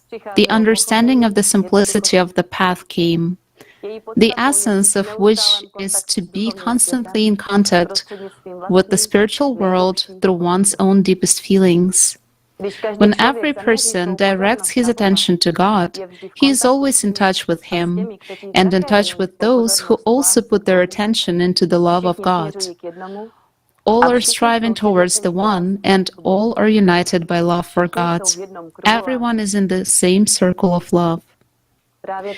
It is love that makes a human free from temptation and fear of death. Free in sight and spirit, such a person does not look for support in the external, but leans on his inner. Such a human cannot be manipulated or controlled. He does not serve earthly kings. He serves only God. When such people came together, they're able to change the course of history and do much for God and other people. Spiritual friendship is when people are in the same circle, the circle of love, that is, the circle of service to God. It is a certain group that serves and lives this idea and this purpose. Its meaning to them. People feel the grace of God. They're filled with an inner fire and want to share that joy with others. Such a legend was told in the video The Circle of Life. Once the Venerable Ananda came to Buddha and said that, from his own point of view, a half of the holy life consists in spiritual friendship. Buddha immediately corrected him, saying, "Say not so, Ananda. It is the whole, not the half of the spiritual life." Thank you for your attention, and I pass the floor to Gabriela. Ďakujem, Veronika. Thank you, Veronica. Hello, dear friends. Today we talked about the unification of people, but we must understand that people can unite in different ways. There can be unification at the level of matter or at the level of spirit. When people unite at the level of consciousness out of mercantile interests, out of fear, profit, or forcibly united under the rule of a dictator, then such union is unstable and leads to the state of depression of spirit. And spiritual friendship is a true unity in love for God, which unites the hearts of people and makes it possible to overcome any difficulties by joining together. The question arises, what is true unity and how can it be achieved? As it's said in the film Consciousness and Personality, from the inevitably dead to the eternally alive, true unity in this world is impossible without spiritual development. Why? Because consciousness divides. The first thing it does, it encapsulates a person and singles him out of himself. All this has taken place at the level of consciousness, a perception of personality of what consciousness is telling it, namely, you're alone, you, and you. At that unification, it is unification of the community of interests, let's say so, of a certain circle of people, but no more, whereas true unity may take place only at the spiritual level. Personality, when it achieves perception of the spiritual world, it already feels people of the same kind who perceive that world, and that is where unification is taking place. We have heard today that negative prophecies for all mankind are not coming true exactly because people who are on the spiritual path are changing the course of history throughout their choice and actions. Now it is time of crossroads, the time of global choice of humankind, and everyone has to decide whether he is in circle of life or outside of it. Even in the teachings of the most ancient non-biblical scripture, the Daki, in the first verse of the first chapter, there are such words: "There are no two ways, one for life and one for death." That information is encountered about the importance during this last period, in this era of fight between the forces of good and evil. Precisely of the choice of people themselves, precisely of their active position and their active participation in that. And it is interesting that two scenarios are always described of what this future will be like. Let's say a good scenario and a bad scenario. Either there will be a golden age, or unfortunately, there will be nothing. There will be nothing and people will be destroyed. The eternal fight between Hake and Bel, right? But, for instance, regarding the Golden Age, I would really like to share the following. In the sacred books of Hinduism, it is mentioned that owing to the truth, which will be given by the future Maitreya, people will lose their doubts, and the torrents of their cravings will be cut off. Free from all misery, they will manage to cross the ocean of becoming, and as a result of Maitreya's teachings, they will lead a holy life. They will have torn the net of the passion, and theirs will be an abundance of joy and happiness, for they will lead a holy life under Maitreya's guidance. The true Dharma will open to people and enable them to create a new world, a society of love. The era of Maitreya is also called the era of the Mother of the World. In Vishnu Purana, the time of the advent of Maitreya Kalki Avatar is described. When the close of the Kali age shall be nigh, a portion of that divine being who exists of his own spiritual nature in the character of Brahma shall descend upon the earth. The minds of those who live at the end of the Kali age shall be awakened and shall be as pellucid as crystal. The men who are thus changed by virtue of that peculiar time shall be as the seeds of human beings and shall give birth to a race who shall follow the laws of the Krita age, the age of purity. Here, I'd like to focus attention on the point that, at all times, it is exactly said that the choice of people, and precisely an active position of people, actually plays a decisive role. Today, we're living in a special time, and all people of the world have this need in unity and this need in true friendship, because all religions proclaim one and the same truth, that God is one. All religions, let's say, call for this universal love, love for God and love for people. And any kind of delusions that one person is superior to another one or that his religion is more sacred only show and demonstrate that these people still haven't understood the very essence of their teachings. Of that teaching which they teach others.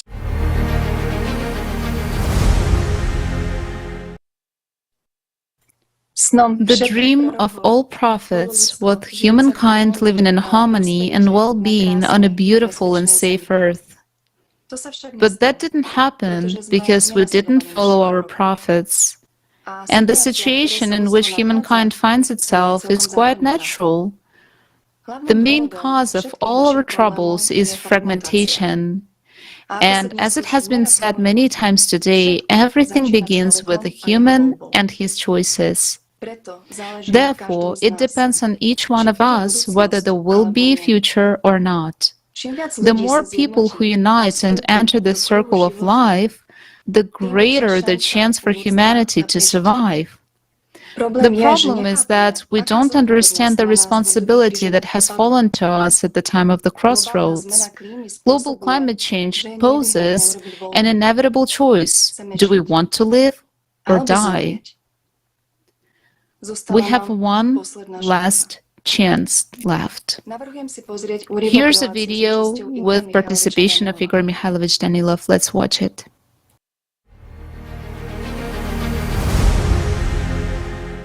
Let me explain it in a simpler way for you. Let's say you're walking down the road and you come to a crossroads. There are 3 roads in front of you. If you go left, you will die. If you go right, you will die. And if you go straight, you will live in the creative society. So, this is exactly the crossroads in 2024. If humanity has the tendency of going straight, it means everything will be fine. But if in the year 2024, let's say at the end of December, we do not decide where we are going, well then, friends, I suggest that you intensify, really intensify your work on yourselves and spreading Alatra.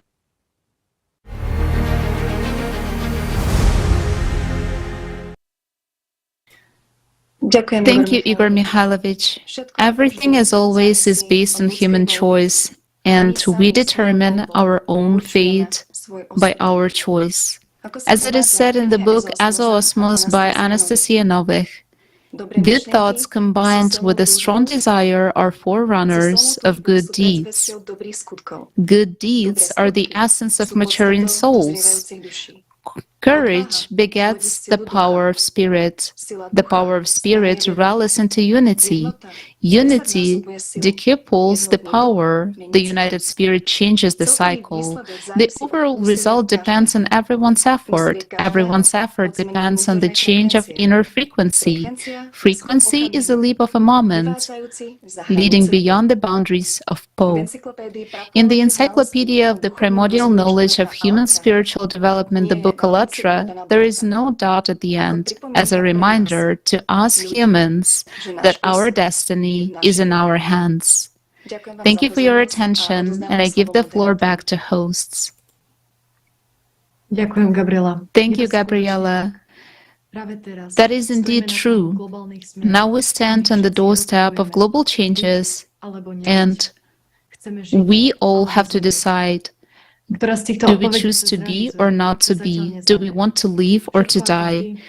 Which of these answers will be brought to life is not known yet. Everything as always depends on human choice, on what we as people choose. Friends, are we even aware of the responsibility that is on our shoulders?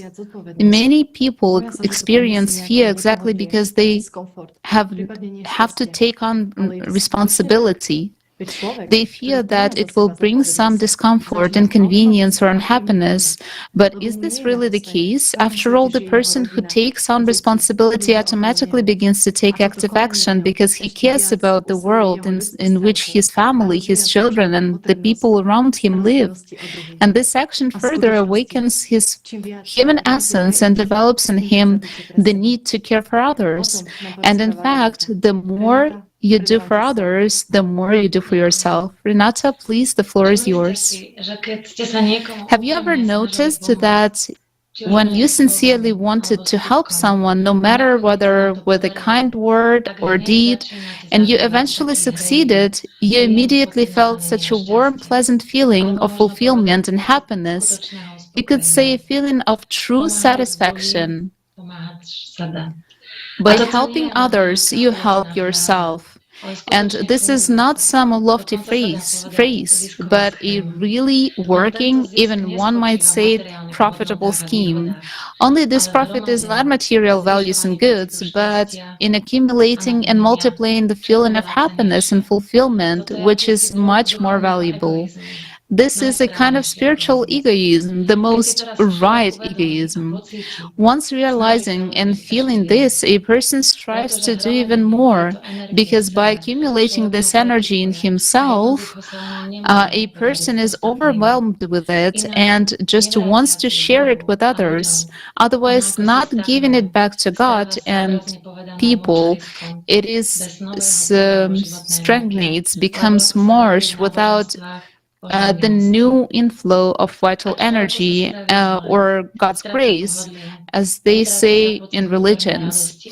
And it becomes bad and uncomfortable for the person. Feeling of inner joy and satisfaction disappears. And when you share it with others, you fill up yourself. A human is dual by nature. He is spiritual component. He has spiritual component, soul and personality, and an animal component, his body and consciousness. Consciousness that does not have his own energy. In fact, it is a parasite. But a true human is a personality. We have already talked about this many times in our kaleidoscope of facts. So by helping others, human makes his animal work for himself as a personality. He removes attention from his own ego, material, me, or consciousness, and thereby helps himself as a personality without losing energy, but rather accumulating it. After all, when consciousness is busy, it controls you less and takes away energy. There's an expression, either you load the consciousness or it loads you. In the modern world, selfless help to other people is associated with the concept of altruism. Altruists are recognized as the happiest people. Studying the phenomenon, experts in the field of treatment of psychological disorders, depression, came to the conclusion that people whose life prioritizes to help others feel happier than those who tirelessly seek to realize their desires of their ego. Yes, indeed. It has been scientifically and experimentally proven that altruism actually helps much more to a person who seeks to help another person, and last of all, to the one whom he helps. And now, Jana has told us the biggest secret, the secret of humaneness, which is concealed from us. If you want to be happy, make other people happy. Then you will also be happy. This is the only path to happiness. If you want to be loved, love others. Begin to love. Really love other people and help them. And you will be loved, this is true. No one likes evil, wicked, nasty, greedy and bad people. Yes, some people toady. They envy him if he holds some position or something else in society, as they say, but a person actually lives by hatred. He lives in filth, and he understands this. It makes him even angrier. Well, is it really life when you are angry? When you are afraid of something? When you feel bad? It's not life. Life is joy. Life is love. Life is life.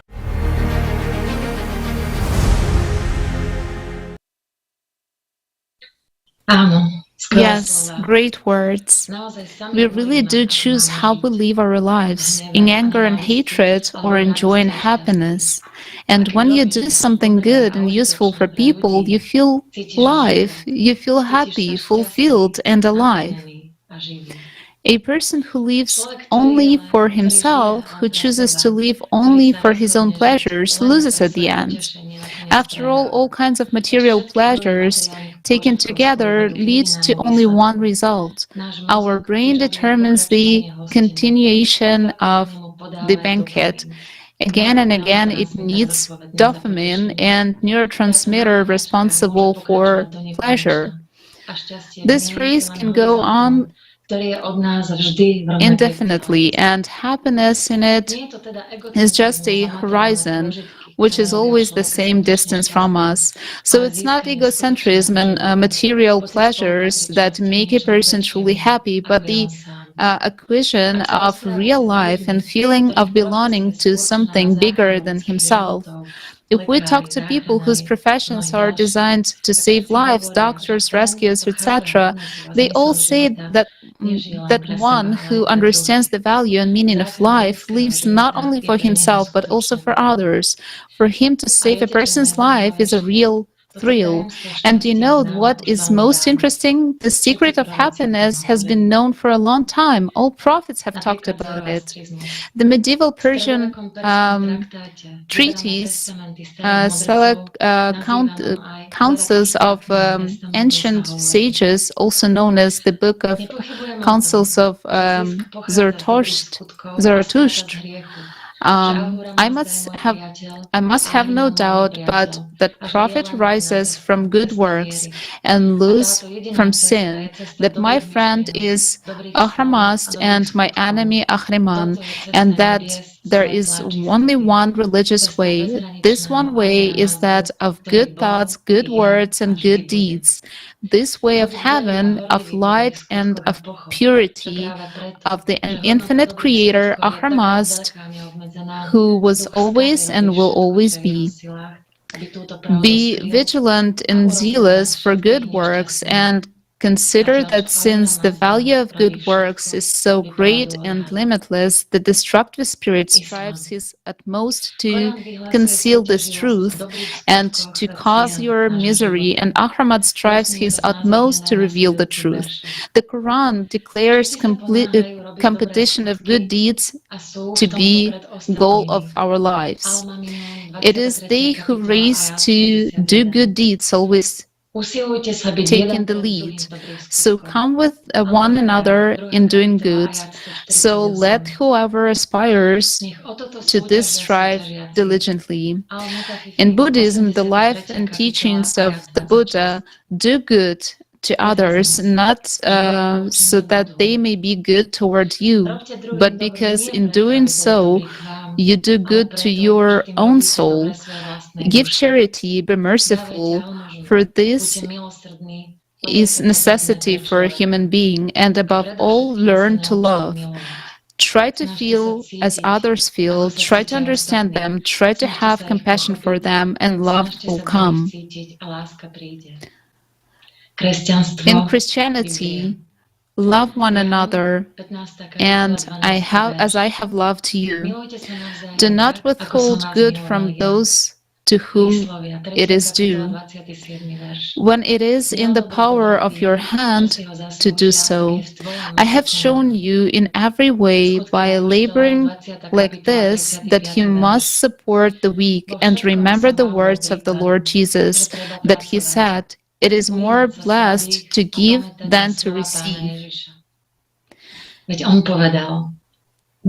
So it turns out that everything is simple.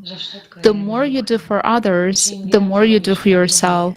This is one of the recipes of achieving true happiness. And since desire coming from within to help people can change the fate of not only the person, but also the entire humanity. Thank you so much for your attention. Thank you, Renata. Indeed, the more one does good for others, the more one does good for oneself. Friends, as you know, every Kaleidoscope of Facts is prepared by volunteers, participants of ALLATRA International Public Movement from all over the world. So you write to us and ask, how is it possible? Why are we doing this? What can we gain from participating and preparing and hosting these programs? We invite you to watch just a small portion of the responses from people involved in the preparation of Kaleidoscope of Facts episodes.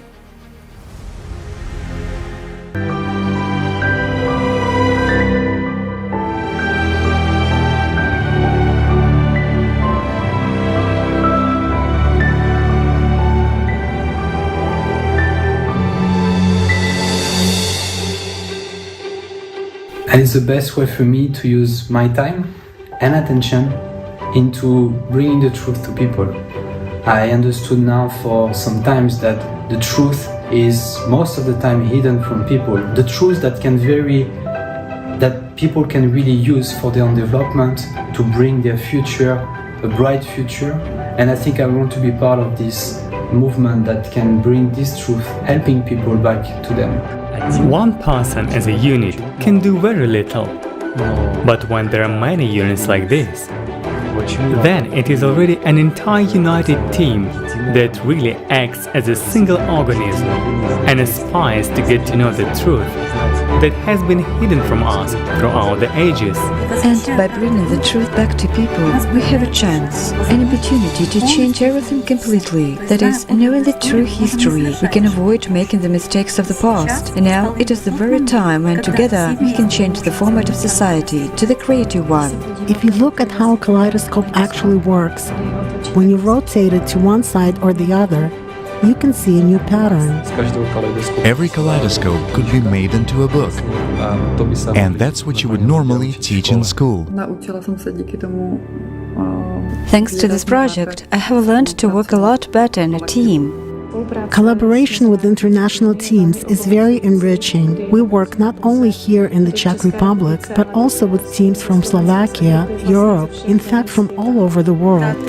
When you get involved in this process and during technical support, it turns out that you feel that there are a lot of us, and there are people, our friends, in different countries too. And we look at speakers, we look at what they're doing behind the scenes, and it's a lot of fun, it's very cool. You feel inside joy and involvement in a big and important process. I love doing voiceovers for live broadcasts. I love editing my videos and watching what great video clips the guys made. How much they conveyed this information. It's so cool and engaging. I love the voices of my friends. When the voiceover of the Romanian translation is laid over the video. And you know, it just creates a lot of love. For every person is unique. Each one does things in a different way, and everyone is beautiful. When one person speaks, another one speaks, and a third one compliments, there is such mutual interaction, there is such unity. And the greatest thrill is when the speech comes out. And when you read it, it's really the bomb. Absolutely awesome. You know, when there is a question, either to sleep or to edit a video, I may say there is no question as such, because you just start doing it, because you know how important it is. You realize that it can help a lot of people change themselves, change the world around them, change society and civilization. I once thought about how it differs from the other things you do during the day. and you really feel like you are alive. If you didn't get any work done that day, didn't do anything for the common goal, then you feel like you didn't live that day. That's life indeed. But when the kaleidoscope is over, you see everyone turning on their cameras, and there are so many people who have been working behind the scenes. There's an entire team. Not only the technical team, so many people, so many interpreters turn on their cameras, and this is such a wave of unity with everyone. You just look at it. Well, it's only solid love and one solid family. It is a way to reach a huge number of people and inform them about what is actually happening in the world. And together, we can change the world for the better. When people work together, then the truth becomes more purified. Because the more people are working towards this one common goal, the purer it becomes, and the closer we can get to the truth. The information that was concealed, that was actually somehow hidden somewhere. We are now bringing this truth to the surface. There are a lot of kaleidoscopes of facts, not only on historical topics, but also on spiritual ones, about the spiritual teachers of humankind, about how religions came to be. What are the spiritual grains in religions? What are the substitutions in religions? In other words, all this a person must know in order to become a human, in order for society to come to the prosperity that all the prophets spoke about. We are proving that people who are united can do far more work than when everyone is separated into small groups. In normal conditions, I probably wouldn't be able to bear such a load. But in this case, it's as if you get a second wind, as if help is coming. And it's really so cool when the kaleidoscope is released and you see that this is what we've been picking up in bits and pieces. Maybe one person did a little, just found one quote, another person found a video. But when it all comes together, you see this masterpiece, which came out in the end. It's an incredible thrill, really. There is a kaleidoscope today, and when you watch it from the beginning to the end, you realize how perfectly everything aligns. Each episode of the Kaleidoscope of Facts is a unique collection of facts, research and interviews with different people, experts and enthusiasts. Just imagine, the team that prepares Kaleidoscope of Facts is comprised of volunteers from all over the world who speak many different languages of the world. Therefore, we are working with lots of information, lots of material that we have to work through, read and put together according to one single goal that is always set at the start of the making of the Kaleidoscope of Facts. This is a research project, and it's interesting. It's interesting to work on it. It's exciting to look for information. It is fascinating to translate it, because you touch upon the truth. The truth that people, a team of analysts, have verified it all 1,000 times. I mean, this is really verified information that you can trust, and you can verify it yourself from open sources.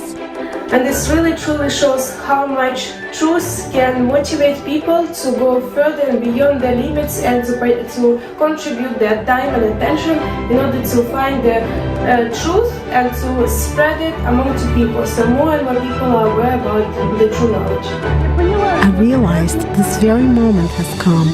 The darkest time is over, and all the truth has been revealed. Unity is power, and united, we people can accomplish truly anything. This is the phenomenon of our unity in the Kaleidoscope of Facts.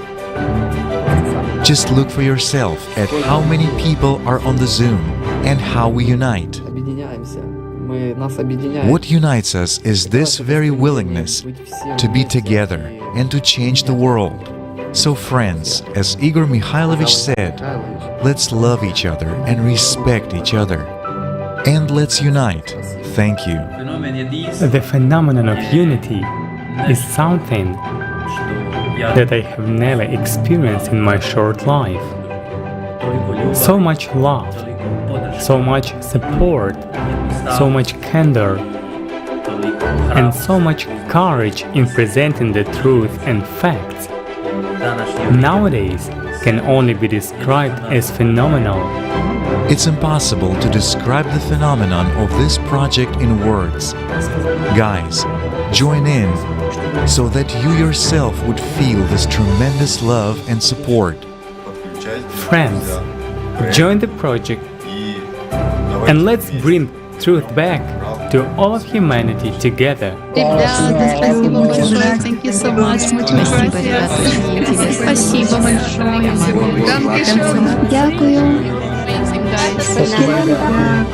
Спасибо технической команде. Спасибо всем.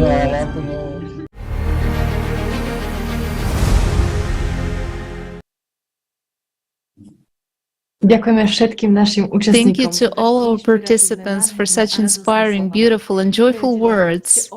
Friends, you are a great inspiration, and after watching this video, the desire to act is even greater.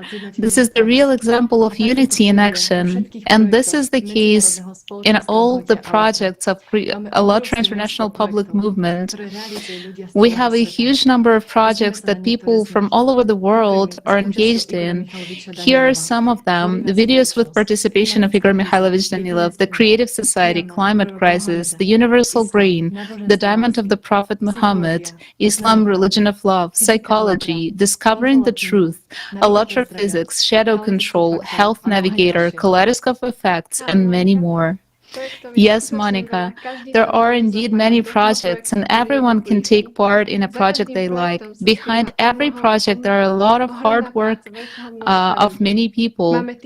We have a technical support team, a team of streamers, designers, a team of engaged in searching for information, writing scripts for videos, video shooting, video editing, and team of translators which provide translations and interpretations, voiceovers, simultaneous interpretations, communicating with scientists, interviewing them, conducting social surveys. And I'd like to emphasize that people participate in the projects in their free time. Each of us has learned many new skills. Yes, let me thank everyone involved in this kaleidoscope of facts, our distinguished speakers and all those who stayed behind the scenes. Thank you to our friends who wrote the script, who held interviews. Thank you to the technical support team. Thank you to all the translators, and thank you to everyone who contributed to today's episode. Today's broadcast is translated into 17 languages and is organized thanks to volunteers from all over the world.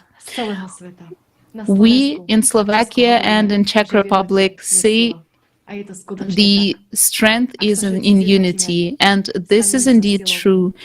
If we all unite, we will become the force which cannot be stopped.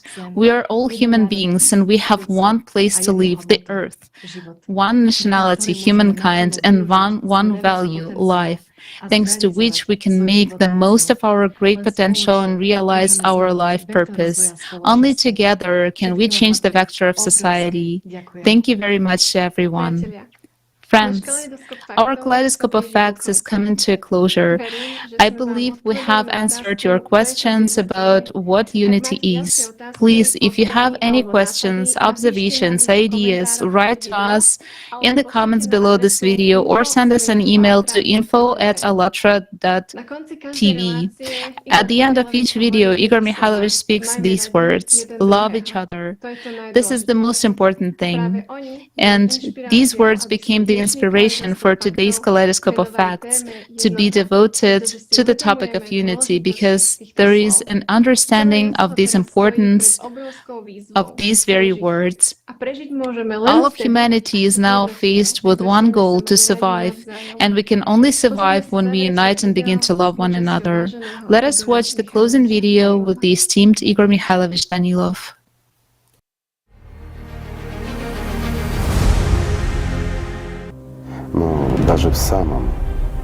But even in case of the most positive outcome indeed, in just a little while, the time of the crossroads ends, and if humanity chooses the path of spiritual development, the path of unity, if everyone who is alive at least a little bit stops being silent and unite, even then we won't be able to avoid the most of the disasters that are already chartered, so to say. But we'll be able to survive. However, we'll be able to survive only together. As it is said in the book Allatra, the knowledge has been given to a person, and his choice and action depend only on him. And changes in the whole global society depend on actions of every person. For all living people, this is really the last remaining chance to spiritually save themselves and the civilization.